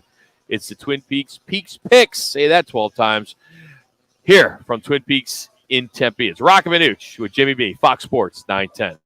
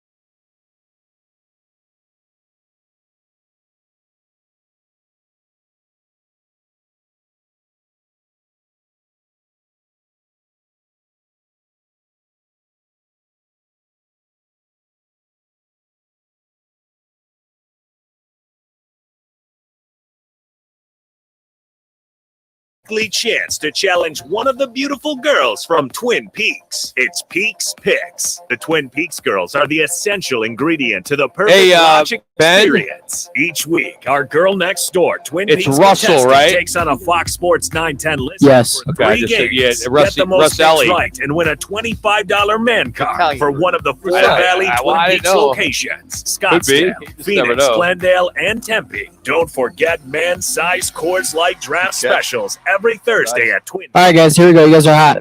Here. Time for Peaks Picks. All right, we're out here at Twin Peaks in Tempe. Every Thursday, we are at a different Twin Peaks. Actually, tomorrow, normally at Wright Toyota, but because of the construction to our set, our own set, we'll be at Twin Peaks Scottsdale. Looking forward to that. Tweaking that set Yes. at Wright Toyota. Well, as we do here, our Peaks Picks, thanks to Coors Light and Blue Moon. We have Brooke with us today. Once again, I think she's 3-0. I think she is too. Is that what it is? You're 3-0? Yeah. Well, today you're going to compete against Russell from Phoenix. And the games we're going to pick today are the Bills at the Patriots. You're a Steelers fan. Why did we do that one? I don't know. Wow, Manuch. USC, Utah, and then Titans at the Eagles. So that being said, let's get started. So first game, Bills at the Patriots, Brooke. Who do you like in this one? You're all over the Bills. Yeah. Go Josh Bills. Allen, are you kidding me? Oh, Josh Allen. Are It's you about kidding the me? cuteness of the Oh, quarterback, yeah. Rock. Did you ever have that when you were a player, Manuch? Oh, absolutely. Oh, you're a cute quarterback? I was a cute, handsome, had the hat, knew where the cameras were. You better stop while you're at it. Hey, Russell, what are you going with? Bills at Pats? I think I got to start off by agreeing with the undefeated Brooke and take the Bills as well. Yeah, good call. Good call. All right, second game, University of Southern California and Utah traveling to Las Vegas. USC favored quite a bit in this one, but Utah, watch out for the Giant Slayer. They knock off the USC, SC out of the playoff. Who you got, Brooke? No, USC. Going SC, okay. Going with the Trojans. All right, Russ, who you got? Oh boy, I have to agree again. I think it's too important for them. I don't think they can afford to slip up. Okay. All right, so Bills for both Brooke and Russell, and USC, same thing. All right, it'll come down to this game. So we'll need the game and the score if you guys pick the same team. Tennessee Titans at the 10-1 Philadelphia Eagles. You hear that emphasis? From Philadelphia. Oh, this is Eagles all day. From the Eagles fan. Yeah, Brooke. Yes, my favorite person here at Twin Peaks. 34-7. 34-7, coming out with the score and everything. Look at you. All right, Russell, what's it going to be? Titans or Eagles in a score? Oh man, I'm gonna have to go Eagles again and follow it here, but I think it's going to be a lot closer. I'm going to say Eagles 31-24. 31-24. All right, so going to come down to the tiebreaker. All right. Hey, Russell, thanks for listening. Thanks for playing, man. Have a good week. Thanks for jumping on. We appreciate it. All right, Brooke. Brooke, all right, so it's going to come down to the score. So that's good stuff. So tell us what's going on with World Cup going on here. Have you been we open early. Are I you- was here at 7:45. really? Yeah. A lot of full coffee? A lot of coffee? bar, Bloody Marys. A lot of Bloody Marys. Yeah, mimosas. We got brunch. Okay. So we are open early. I don't think we advertise enough. So Yeah. hopefully people will hear me. Yes, they will. Come see me. We're here at 8 o'clock. And we have fun. So you make a We have pretty the good Bloody audio Mary. You on. make a pretty good. Oh yeah, the Tito's Bloody Mary is bomb. Are they? Yeah, bacon in it. I mean, it's like a meal. It's like a meal. Yeah. Celery, olives, Oh, you man. make them dirty. tahini, rim. So when they say Yeah, they you want, can do spicy. you can yeah, do spicy. little- You know what that means, Manoj? Oh, yeah. You know what dirty means? Oh, absolutely. With a Bloody Mary. My wife is a Bloody Mary connoisseur. She makes Really? it just like that. Yeah, bring her in. Yeah, but she it was- loves yeah, that. bring her in. Bring her in with you. Got the we call the stuff the orange stuff on the top of the rim. Tahini. Yeah. Oh, we got plenty of that at Wow. home. Plenty of that stuff. Ah, that's interesting. So 8 o'clock gets started with Team USA this week against Yeah. the Netherlands. Should be fun. Let me ask you: is the crowd that comes in for World Cup are they at the same level as like an NFL fan? Or Honestly, it's more. Really? They are so loud. Are they really? So loud. Like obnoxious? And like all in gear. Like Oh, I'm they're all talking wa- like all everything. The jerseys on the yes, whole nine. this morning they had the flag and scarves and hats. So I heard there was what was the team here this morning? Croatia. I heard it was like 100 No, it people was in one literally section. the whole, and I'm half Croatian. And when they found out, they were like, "Oh, that you probably had. I'm surprised you're still here. You could have taken all your money to the bank. yeah." So you had a good day, didn't you? It was a good day. I mean, I'm not complaining. So you're from the Netherlands too, right? So for Saturday. Wow, that's cool to know. I mean, that's good stuff.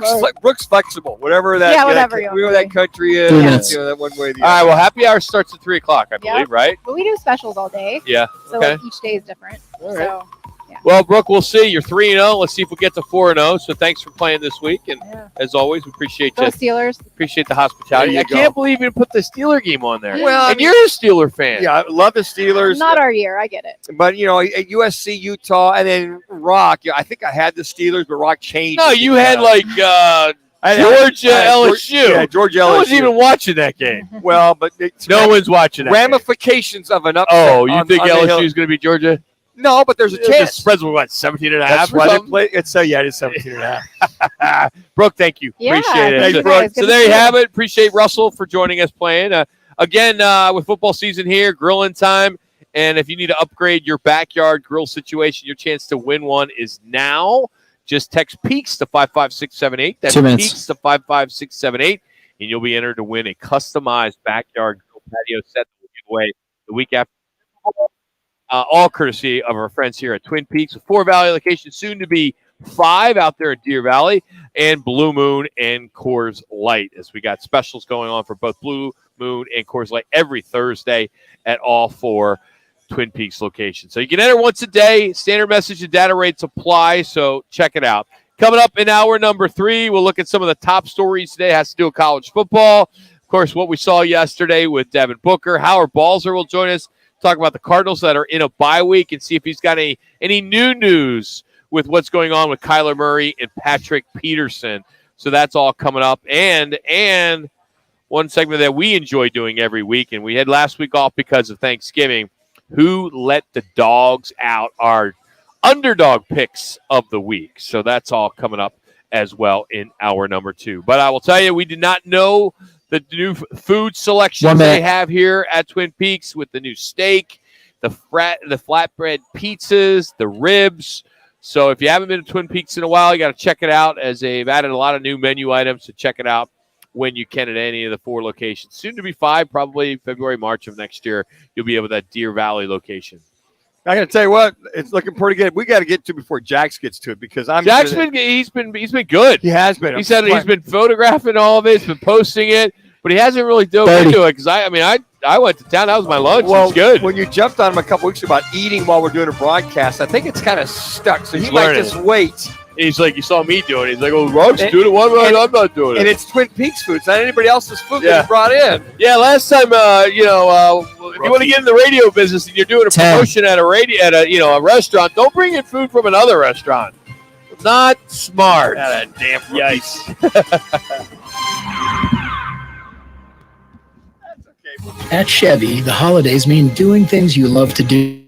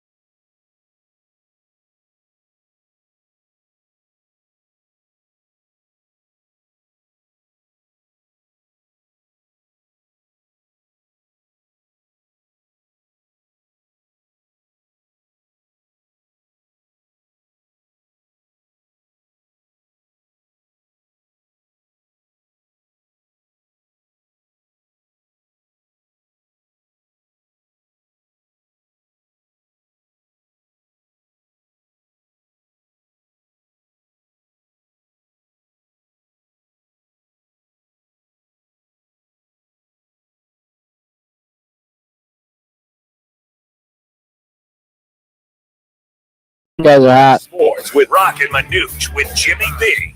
Devin- On Fox Sports 910. Devin Booker erupted for a season-high 51 as the Suns on 90s night blasted the Bulls downtown at Footprint. And how about the Cardinals and Kyler Murray lashing back at former teammate Patrick Peterson after some comments were made, and we'll get into that with Howard Balzer in about 28 minutes. And we're set with a 12-team college football playoff. Woohoo! Nice. Yes, welcome in Roc and Manuch with Jimmy B. This hour brought to you by the new sports book in the CAZ Sports Bar, now open in Casino, Arizona. We'll be out there on Monday for Monday Night Football. Manuch will be hosting this coming Monday. I'll host the following one with the massholes of the Patriots. The what? Against the Cardinals. Yeah, the Cardinals and the Massachusetts. the New England Patriot fans, which will be there at the CAZ Sports The funny Bar. thing about saying that, because when you hear, you're like, oh my God, he's saying, you know, they like being called massholes. I mean, it's like they're proud of it. Like I got a really good buddy, Aaron Lee, who I play golf with. He's proud of it. He's okay. He's like, I can't wait to go to Celtics game. Me and all my masshole buddies. It's like, but I guess they're allowed to say it. Yes, they can. Excuse me, a guy from Philly really can't say it. That's your endearing term. Yeah, you can call me a masshole. Yeah, I'll accept it. Go from there. We know we're a bunch of knuckleheads or massholes. I just love it. It's just that's what's so cool about sports and different fan bases. In the second hour, we were talking about the rudest fans, and of course, the Eagles were on the top right there with the Cowboys and Steelers. Yep. And the Raiders, and they all have that little niche. They all have something. They're proud of it, Rock. Yeah, they're but one thing when we were talking about that, I don't think I told you where the Cardinals stand on this list. No, you did as not. rudest NFL fans. So again, if you just joined us, we did this last hour. I can't imagine you'd still be with us. But Eagles, Raiders, Cowboys, Patriots, come on, Steelers. we're entertaining. The average person listens for 15 minutes. Yeah, come on, we're we not got things to do. We're not average. I love it when a buddy like, I've been sitting there watching you on Facebook for the last 2 hours. Like, don't you have anything else to do? So the last, when it comes to the least rudest NFL fans, yes, no surprise, it goes Jacksonville Jaguars, then Texans, Cardinals, Colts, Broncos, Panthers, Commanders. Commanders are the very last? No, the other way. I'm going back up. Okay. Jags were 32. Okay. Texans, Cardinals came in at 30. At 30? And the biggest thing that people complain about with Cardinal fans is profanity. Well, I would agree with that. Profanity. I would agree with that. Many games. Shut the front door. Yeah, exactly. Right. See, just like that. The drinking and the profanity and the just disrespect of other people around them as you're watching a game. So as we get into the big story, everyone's talking about it. What we saw last night as Devin Booker just effortlessly poured in 51 points. Here's some of the highlights that you may have missed yesterday. At least you can hear them here on Roc and Manuch with Jimmy B. Booker drives Williams, got to the rim, deterred, but still scored. Nice finish by Devin Booker. Those are his first 2 points of the game. Oh, Booker, what a tough shot that was. Into the teeth of the defense, fading. Jump shot is good. No panic from Devin Booker. He's smooth, man. Final seconds of this opening quarter. Booker trying to get space and hits at the buzzer. Yeah, that was a nasty screen. Step back, Devin Booker. And it's going to be a team effort on Booker. Yep. Booker with 42. For Devin Booker. Oh, man. Steal by Booker. He's going to get 50 here. Well, that's a good defense right there. He shot that gap like a free safety. That's a pick six. There you have it. Montage, thanks to Ben putting that together. Booker shot 20 of 25 from the field. 3 quarters, as we all know, of action. And how about DeAndre? 30 points, 14 rebounds. That would have been the narrative today if it wasn't 51 for Devin Booker. That is correct. And look, we've been talking so much about Ayton. Has the light bulb finally come on? I believe that it has. Well, I think the light bulb. Hold on, Jimmy. The light bulb's been on. Let Jimmy talk. It's been on. God, Manuch, you're always trying to bogart. No, it has show. It has. Everybody, because everybody says that. It's true. I agree. No, it hasn't. It hasn't been on. What happened the last game of the year? Finish your thought, Jimmy. What happened the last game of the year, Manuch? Well, that was one of those that mentally irregular moments. He had multiple games light bulb's like been that. on for this kid for the last 2 years. All of a sudden, he scores 30 disagree. against the JV team. No, he has scored 30. Come on. But what you're seeing out of him now is the way he gets his 30. He gets it by being aggressive, finally going to the basket. He's physical now. He was not physical before, Manuch. That is it. All comes down to physicality. Your word. Okay, now. The physicality, the body banging. He was not doing that before. No, I will say he has not done it as consistently. Okay. Well, it's a first-round pick. But he's coming up. But the whole thing is he's been doing it. It's just a matter of the consistency with that. I'll give you that. But, I mean, we've been seeing him step it up. This narrative that he hasn't done this and that. I didn't say that. I said the light bulb has officially gone on for him. No, Manuch, it hasn't. He has been. It's been a dimmer. It's been like a dimmer. Yes. You get goes up a little bit. Oh, there he is, and then it goes back. down. You just said it, Manuch. You said you should listen to yourself. Listen to the show tomorrow. No, I will. I mean, it's inconsistent. But he has been more consistent this year than the last couple of years. Yeah, we're 20 games in or whatever we are. Yeah, but I mean, he's been aggressive. He's been that guy. So I think that's been there. Now I'll give you credit, but it's been more consistent this year than the last couple of years. That's what we were talking about. That's the point. If you would have let Jimmy finish his point, you would have heard that. But the narrative. Well, he's aggressive. He's that guy. He's now aggressive. Yeah, he has a newfound physicality. Correct. Now I think I will go one step further. I think he has grown up a little bit more in regards to him doing post-game interviews, too. Mm-hmm. He's a delight. He is. When the guys with Leander and Chambers interview him after the game or Kevin and what's his name, Eddie Johnson, I mean, it's like, who is this guy all of a sudden? Well, he's joking around. He's having fun. He's like, man, how do you not like the guy now? Well, I think he realizes that he's got that extension. He's been here a long time. And I think CP3 is that. I think he also understands that if he's going to prove everybody that the light bulb has gone off on a consistent basis, he's got to be that guy, that mature guy, to take that extra step night in and night out. All right, let me go back to what you just said. He got the contract extension. Remember when the season opened and he was down in the dumps and everybody kept saying, oh, something's wrong here with Ayton, something's wrong. He was still trying to figure everything out. Finally, in his mind, he has got himself figured out. He finally realizes that he can be a dominant force in the NBA if he wants to. And now, in the last several weeks, he has proved to himself that he can be that guy. I think what he's wanted to prove is that with a Johnson out or a CP3 out, he can be relied upon. And I think he understands he can be relied upon night in and night out. I think he just wants to show that, hey, look, I'm going to go ahead and help pick up the slack around here. So I don't think it's anything more than he hasn't been doing. He's just a little more. It's a lot more than what he's been doing. Being more featured more because he's having to be featured more. He's handled that mantle. And I think what Monty Williams and this team has realized is he's a guy that we're going to go inside, go outside. He understands that he's got to take that mantle and prove that night in and night out. Beginning of the season, I don't know. I didn't see that down in the dumps. He was. Remember, he was non-responsive in interviews after games. He really didn't want to talk. Remember, he didn't talk to anybody. Yeah, he didn't want to do anything. I wonder if it's a coach on staff, Mark Bryant, or somebody that's been really working with him. Or CP3 could be in his ear as well, too. I think it's a coach. I think it's somebody that's getting him in there to bang him. I mean, I remember so many times we used to talk to Tom Chambers about it and say, Tom, what would you love to see, DeAndre do? And he'd get more physical. And he has start banging, and start getting in there and being more aggressive. And I think the other thing that might have that I think has helped him this year, that little push by Beverly last week of guys coming and pushing him, thinking you can't take advantage of me, and just kind of now proving even more so. But I mean, that was not a very good Chicago Bulls team last night, but they took advantage of it. And the interesting stat, which is amazing to me, is that the combination of DA and Booker for the 81 points is the most for two Suns together ever in the franchise for the Phoenix Suns.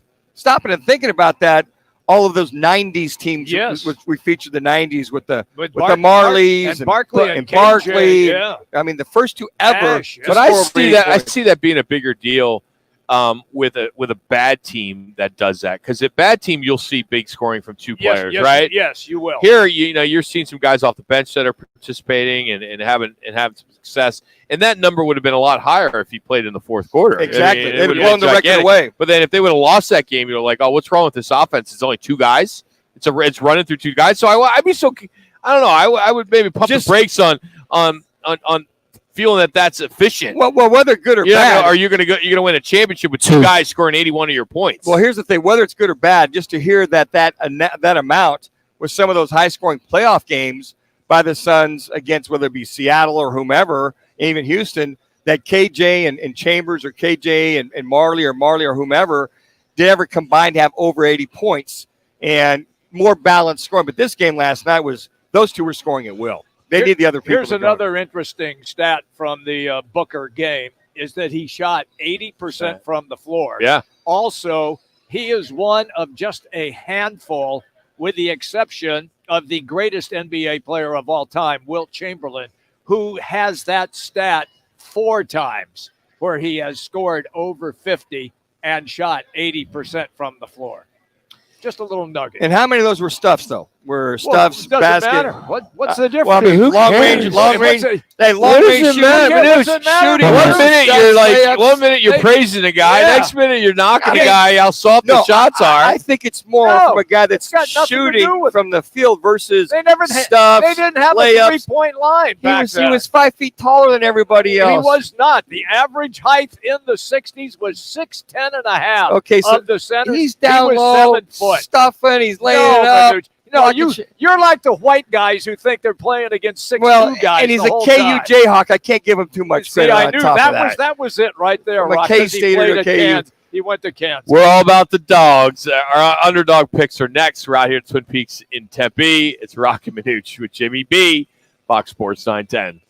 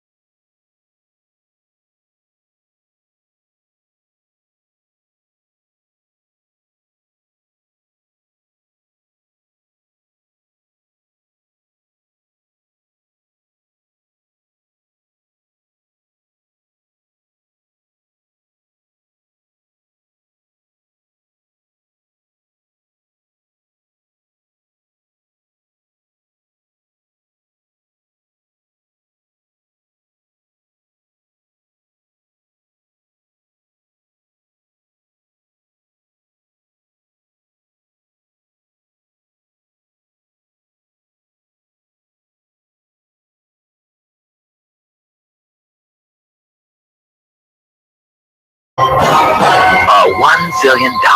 The question is, who let the dogs out?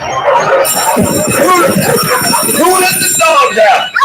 Who let the dogs out? Most weekend bettors prefer to lay their money down on favorites because they can't get their head around backing an underdog. Not Roc and Manuch with Jimmy B. They're all about the dogs. Time now for the guys' dog picks of the week on Fox Sports 910. All right, let's dive into it. We missed last week. That's all right. We'll make it up this week. Underdog standings through the year, through December 1st, 2022. You're on fire, Roc. Again, I'm 9-3. Manuch coming up. You start off slow, 7-4. I'm getting there. Jimmy, respectable, 500, 6-6. Yep. Ben and Richie takes 2. They're 9-3.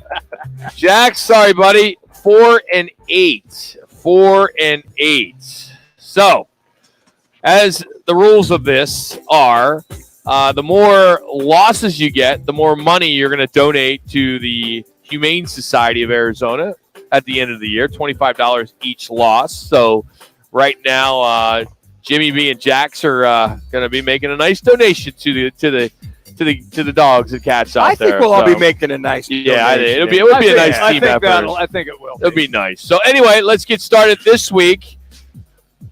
Ben? Let's start with the guy who grew up playing tennis, and his dog Guinness beat him last year in the fan pickup. Hey, guys, you ready to let the dogs out? Roc, you got a lock? Yeah. And again, our locks are underdogs. Got to be 3 or more. Problem is, there are a lot of games, but they're all like 2.5. That's yes, correct. they are. None that were 3, Yeah. which made it a little difficult. So I'm going to stay with college, and I'm going to go with Clemson and North Carolina. I like that. Tigers 10-2, 8-0 in the ACC, currently number 9 in the CFP. They're seeking their 7th ACC title in the last 8 years. They have dominated the ACC.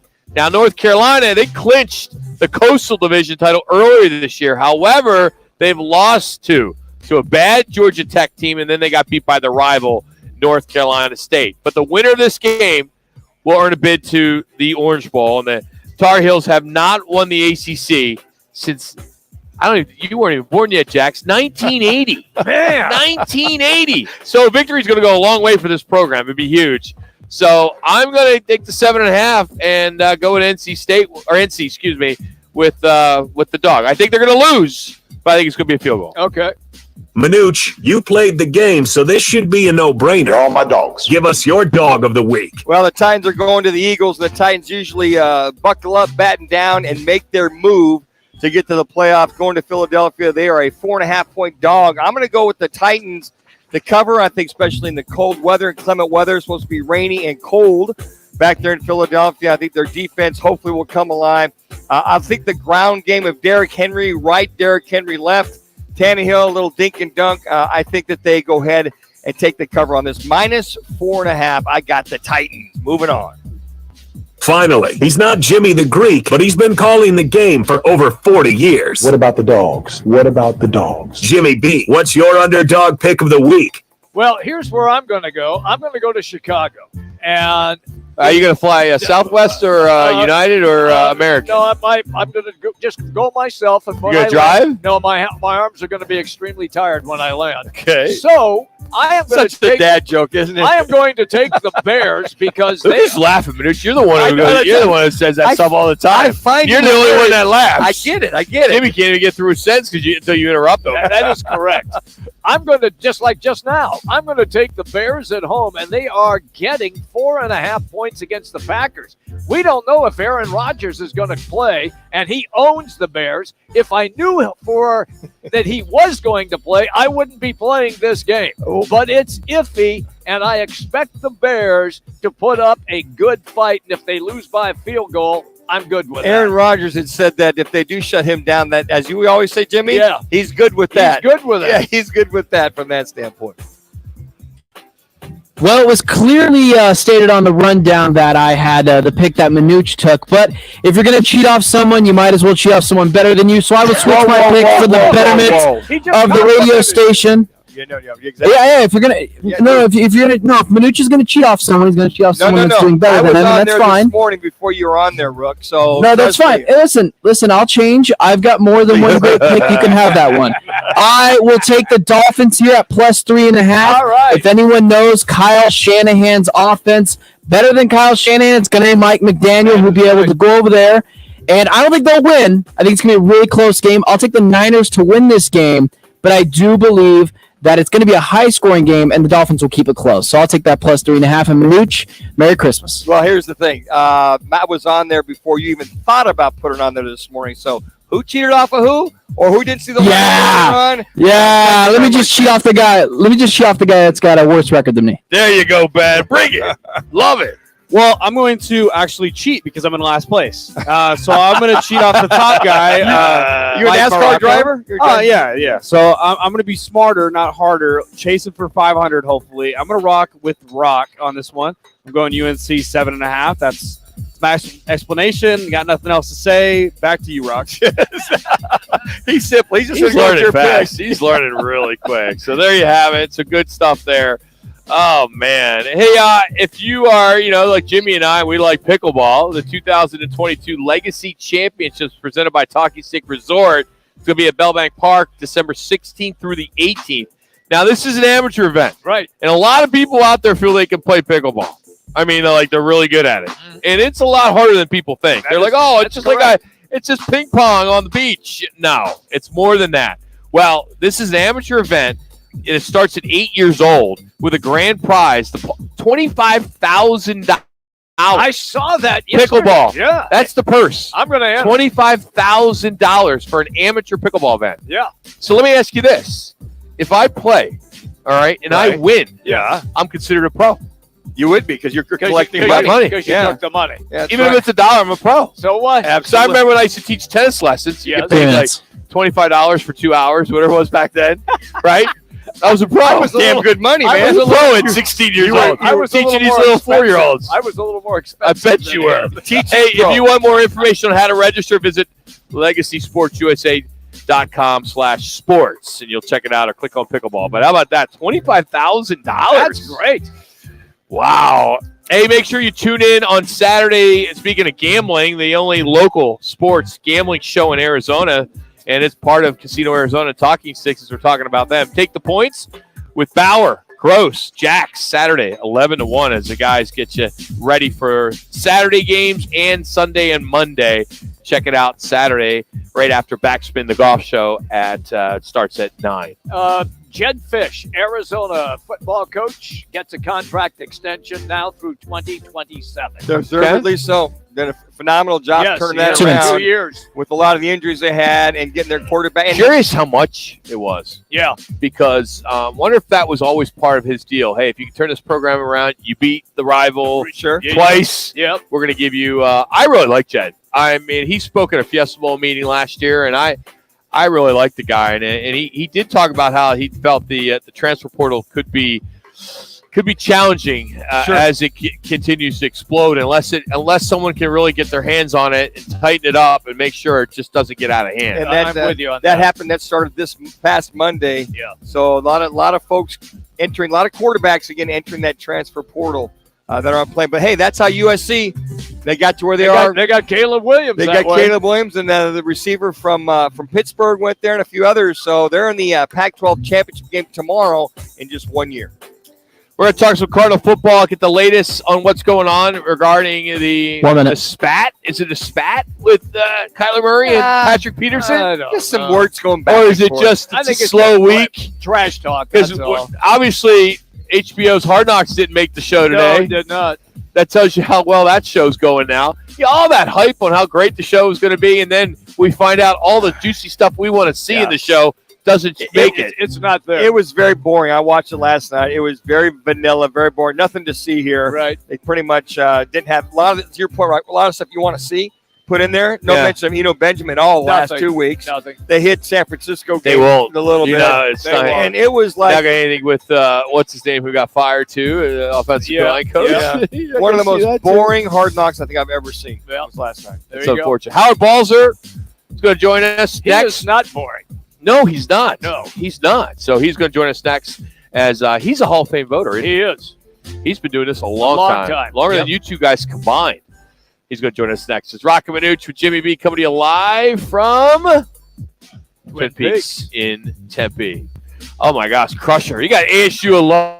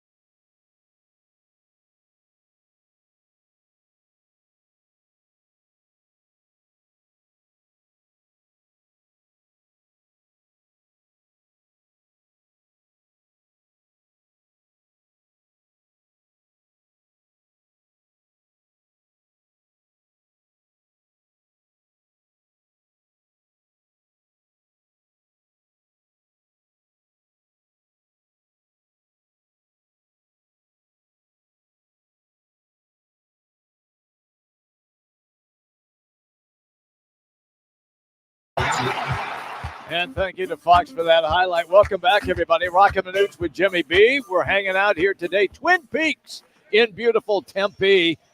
We were having a great crowd in here, people watching soccer, and then now people are starting to come in and get ready for the football game tonight. The Cardinals, however, are on their bye week, which brings us to our State 48 Roofing, your question of the day for a free quote, repair, or installation. Head to state48roofing.com. Follow them on social media by searching hashtag sexy roof status. Yeah, Jamie, what it is what should be the amount of time that a team who is 4-8 and has lost 6 of its last 8 games be? By the way, the defense is averaging close to 30 points a game as far as giving up. Should it be a full week? Should it be 4 days max? Should it be 2 days max? Okay. Or should it be the rest of the season? That's right, the rest of the season made that as well, too. Just go to @Roc and Manuch. The leader in the clubhouse right now, 4 days max, followed by 2 days max. Again, a team that is currently 4-8 and lost 6 out of its last 8 games and is 1-6 at home. So that's the latest. Okay, we'll pick Howard Balzer's brain about this as well. You can always follow Howard on Twitter at HBalzer721. And, of course, he is the Cardinals NFL reporter for GoPHNX.com. Howard, it's Jimmy B and Manuch along with Jax. How are you today, pal? And I'll ask you just what the question was. For the Cardinals right now, do you give them a week off? Do you give them 3 days off? Where are you on all of this? Or just the rest of the season, Howard. Off, yeah, do us a favor. Just take the rest of the season off. You know what I'm saying? Just check out. Well, it would be pretty tough to take the rest of the season off. Of course, if people wanted to do that, you could probably get a few other teams in this league to join them in that. I think right now there's 14 teams in the NFL. 14 teams, count them, that have won 4 games or fewer in kind of a weird season. But hey, I mean, they'll be back on Monday, getting ready for the last 5 with a Monday night game against New England coming up, and we'll see how the season finishes up, and basically see what the next thing to go wrong is. I mean, I think every Cardinal fan must wake up and say, I wonder what bad is going to happen to this team today. I mean, this is pretty incredible. The one thing after another that's been going on really since last February. In the annals of one Howard Balzer, you have covered football for many, many, many years. Have you ever seen I don't know if I'd call this a snake bit team or a bad mojo on this team or whatever it is, in such a short amount of time, over a 12 to 16-week period of time? I don't recall it as with all the things that have happened. Although I will say this, that what I do a lot in my writing is I don't just talk only about the Cardinals, because I try to put it in perspective with what's going on in the NFL. And right now we have a team that last February was hoisting the Lombardi Trophy that is worse than the Cardinals right now. Mm-hmm. So, you look at the Rams and what's happened to them, and, certainly they didn't have, some of the things happen to them that the Cardinals have, but they've had more offensive linemen start games than the Cardinals have. They started their 14th different player on the offensive line in last week's loss, and they've had 5 or 6 games where they've only managed to score 14 points. So they've had an incredible amount of bad stuff happen to them, as have the Cardinals, and here the Cardinals are. And, this league is so unforgiving in a lot of respects, because when you look at how close a lot of games are, I mean, look at this game Sunday, the game against Philadelphia, when if they had Matt Prater kicking the field goal, it probably goes to overtime. Heck, you take 2 games in there that they lost, and you turn them around. It's how close games define teams in this league. They'd be 6-6 instead of 4-8, and people will be saying, okay, they had their struggles, but at least they're hanging in there. Now at 4-8, it looks horrible, and there's no other way to describe it. Howard, I thought I saw a stat the other day that said like 70 to 75% of the games in the NFL have resulted in 7 points or less for the winner. Am I correct on that? Does that equate correctly to what you have seen as well? Yes, it's very close. If it's not 75%, it's pretty darn close in terms of one-score games. Yes. In fact, the Vikings are a perfect example. Here they are with a 9-2 record, and their last 8 victories, have all been by 1 score or less.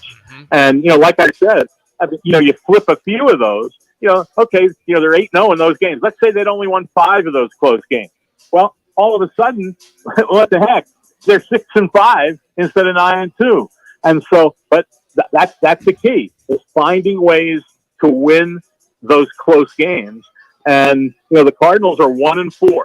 Cardinals are 1-4 in games decided by 1 score or less. They're also 0-5 in games where they've had more turnovers than takeaways. And certainly that was a huge factor, I think, in this game against the Chargers, because I'll tell you something, guys. I don't know if you guys realize, I spoke to Walt Anderson, who's the guy that handles all the replay reviews in the NFL. And I spoke to him after the game Sunday about the 2 overturned turnovers that it looked like the Cardinals, had forced. And watching Hard Knocks last night and seeing those plays even closer than I had seen them originally, I think of what Walt Anderson told me, and he saw stuff that I don't think anybody else saw. And so, who knows what would have happened had the Cardinals gotten those takeaways instead of having them overturned. But those are the things that can change games. And that was certainly had an effect in that loss this past Sunday. The defense has given up an average of 30 points per game in the last 8 games. They've lost 6 of the last 8 games. Where is this so-called Vance Joseph defense? And we saw it at the end of the game last week. Guys out of position, guys wide open, especially the 1 score for the touchdown. And then they come back and get that touchdown to Eckert. And then Everett scores on a 2-point conversion. 30 points per game. Now, this offense can barely score 24 to 25. So what's going on with the Vance Joseph defense and the so-called D that they're supposed to have this year? Yeah, it was playing pretty well halfway through, and then it definitely hit some rough patches. There's no doubt about it. I thought overall the defense did a pretty good job in that game Sunday, and had limited the Chargers to 3 points in the second half, and then it stopped them 3 times in the fourth quarter. But the offense couldn't do its job there, and the offense had played pretty better than it had up to that point. They were much better on first downs than they had been, and then they get 3 and outs where they ran James Conner, and 2 of them were bad field position, and one of them was after the overturned interception by Zaven Collins. But 2 of them, all 3 first down plays for James Conner runs went for 1, -1, and 0 yards. And then, they weren't able to just get 1 first down and move the clock. So they did well there. And then, the Chargers take over on the 38-yard line, and boom, they just were able to take advantage of a Cardinal defense that had been on the field an awful lot. They were on the field for close to 10 minutes in the fourth quarter. And so that certainly contributed. So the defense hasn't played as well, but, a big part of any good defense is taking the ball away. And like I said, in games where they haven't taken it away much, the Cardinals are 0-5. Let me follow up with a little dust-up between Patrick Peterson and Kyler Murray, where Peterson pretty much calls him out and says, well, he's only in it for himself, not as a team player. Is that just some trash talk going back and forth, or is there any truth to it that you know of? Or do we call that Patrick Peterson marketing 101? Yes. Well, yeah, I Pat T was pretty silent last year when he was in Minnesota, and their team was losing, and the Cardinals were winning for a good part of the season. This year, the tables have turned, and all of a sudden, he's going after Steve Keim, and now he's going after Kyler. The unfortunate thing about the one yesterday is that he was set up very poorly by his co-host on that podcast, who led to it by saying that Kyler was throwing Cliff Kingsbury under the bus for his statement when he was asked about that 4th and inches play in the second quarter. And I don't believe Kyler wasn't doing that. And a lot of people took that wrong. And he said that Kyler was, because he said schematically we were effed on that play, which he was basically saying is the pass wasn't supposed to go to DeAndre Hopkins, but the Chargers had a defense perfectly. And as Kingsbury explained Monday, it was an RPO, and the Chargers were taking it all away. So anyway, Peterson was set up. Why he would choose to go there, I'm not so sure. Then Kyler answered back. Then apparently Pat Peterson was asked about it today by the Minneapolis media, and he said, I've been trying to contact Kyler, and I didn't have. He claimed he didn't have his number, but got it from a former teammate and texted him, but hasn't heard back yet. But then he said, I meant no disrespect. Really? I mean, you say what you said, and let's be honest. Is there any player that is more about himself than Patrick Peterson? Oh, yeah. Yeah, there you go. Yeah, it's tough to put the genie back in the bottle there, right, Howard? Yeah, I mean, a guy who has to be traded, a guy when the team wasn't doing well wanted out, all these things, back several years ago after he was suspended. So it's unfortunate that he would go there and then make this a headline and all that. But what's really unfortunate is when people take something that was said on one play because what the co-host Brian McFadden said is that he went after Cliff for his game plan and for his offensive scheme, which is not what he said. He was talking about one specific play in the game, and that gave free reign, I guess, for people to just go off on him. And there's been other people in the national media that have done it also. And Kyler can be prickly. Obviously, he has a certain personality about him, but Patrick Peterson has also said in the past, in fact, during the contract negotiations, he was talking. He was quoted as saying how much he respects Kyler Murray, and that this could be an organizational issue because he talked about how competitive Kyler Murray is as a player. Now all of a sudden he's going in a different direction. So There you go. unfortunate that he chose to do that. It's always good, pal, when we have you on the show. Thank you. You have a great evening, okay? You guys too. Take care. There you go. That's Howard Balzer, and you can find him on Twitter, hbalzer721, and great writer. He is the Cardinals NFL reporter at gophnx.com. All right, a quick timeout. When we come back, it's our Learner and Row one call. That's all. It's Roc and Manuch with Jimmy B and Jax, and we're hanging out at Twin Peaks here in Tempe.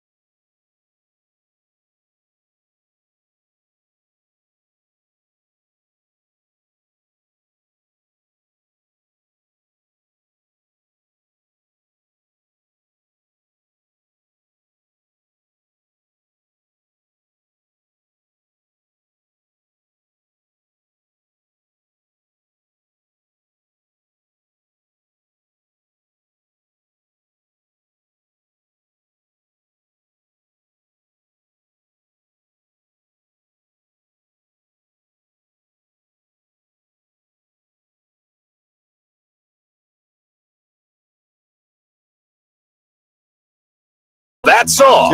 Call of the day. If you're looking for a full-service law firm, just make one call. That's all. 602-977-1900. Lerner and Rowe, voted Arizona's best law firm. Booker drives Williams, got to the rim, deterred, but still scored. Nice finish by Devin Booker. Those are his first 2 points of the game. Oh, Booker, what a tough shot that was. Into the teeth of the defense, fading. Jump shot is good. No panic from Devin Booker. He's smooth, man. Final seconds of this opening quarter. Booker trying to get space and hits at the buzzer. Yeah, that was a nasty screen. Step back, Devin Booker. And it's going to be a team effort on Booker. Yep. Booker with 42. For Devin Booker. You guys are hot 10 seconds. Booker, he's going to get 50 here. Boy, that's a good defense right there. He shot that gap on the free safety. That's a pick six. That was great. Shot that gap like a free safety, pick six. Thank you to NBC Chicago for the highlights of Devin Booker's 51-point game last night. And that is our Lerner and Rowe one call. Interact need a check. Just call 602-977-1900 as always at lernerandrowe.com, and they can help you, and you get a free consultation. Once again, just one call, that's all. 602-977-1900. Now, let's get to what's on tap. Go, guys. It's not working. What's on tap sold by 72 sold. Tonight, starting at 6:30, we got the Pac-12 basketball getting it going. Arizona State at Colorado. I'm going to watch that. That'll be on FS1. And then again at 6:30 as well, Arizona's at Utah. Mm-hmm. That'll be on the Pac-12 network. And then tonight, 8:30, Coyotes at the Kings. That'll be on Bally Sports. Tomorrow, you ask, well, 7 o'clock, the Rockets are at the Suns. Yep. That'll be on Bally Sports. Also, USC Utah Pac-12 championship game. That'll be on that'll be on Fox. And that'll be at 6 o'clock. And looking down the road, Saturday at 8 o'clock, the Yotes are at the Canucks. That'll be on Bally Sports as well. Computer down. So we got that 72. That's all brought to you by 72 Sold. Our State 48 Roofing, it's your call question of the day. What should be the amount of time that a team who is 4-8 has lost 6 of its last 8 games be, and who are also 1-6 at home as well, too? What's the efficient amount of time off? Just go to Roc and Manuch on Twitter. Should it be a full week? Mm-hmm. Should it be 4 days max? Okay. Should it be 2 days max? No. Should it be the rest of the season? Now that's funny. The rest of the season. Well, the leader right now, 4 days max. Give them a few days. Just kind of clear their head, rest a little bit. 66.7%, Jimmy. Mm-hmm. 2 days max was at 33.3%. The rest of the season, they didn't get the joke. 0%. A full week, nobody, absolute zero. Did I say zero? You said zero. Z-E-R-O. Zero says a full week off. 0%. Let me see. They're 4-8.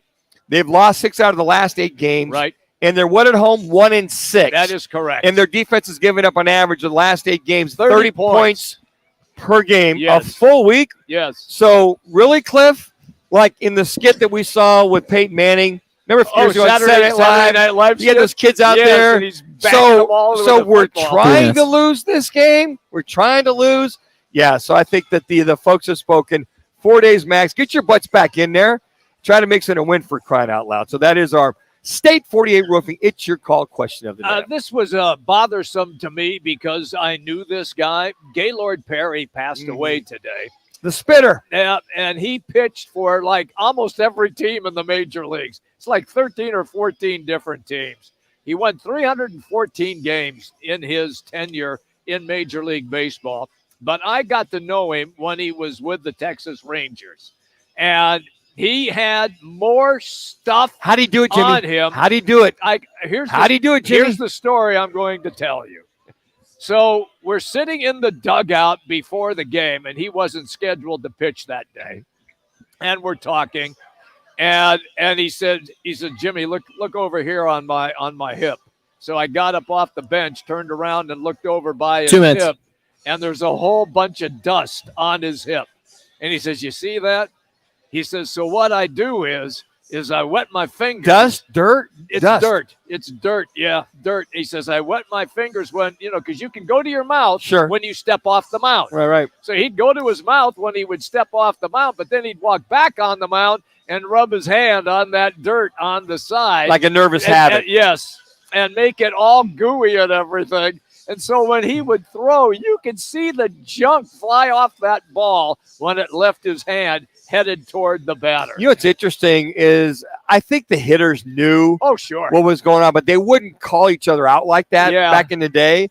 Nowadays, if you see any kind of funny movement, the manager, the skipper, or the players are going to call you out. I think it was kind of out of respect. And I felt that a lot of the hitters, they've interviewed a lot of hitters over the years about Gaylord Perry. Yes. And it was like, okay, if I can't hit this spitball or whatever, that's right. then that's on me. It was a challenge. It was a challenge that they were prideful that, I'm not going to call him out because I can't hit his baseball. And even if they called him out, could he actually prove it? Yeah. But I think it was more of a pride thing because don't you think guys knew what was going on? Sure. The umpires knew what was going on. Really, to be honest with you, Gaylord, they would always look at his hat. He never had anything. Never had anything on his hat. Never. 30 seconds. He always hit it someplace on his body. And nowadays, guys are, it moves. It's a little funky. Yeah. Hey, tomorrow we'll catch up with Sean Salisbury. We'll catch up with Rick Neuheisel. He'll be back in New York for CBS talking about the big conference championship. Scott Spreitzer will give us the handicapping way. And then, we got to get Kevin Rowe in his picks. All that going on mañana from the Scottsdale Twin Peaks. There you go. Thank you, everybody, for listening. We appreciate you.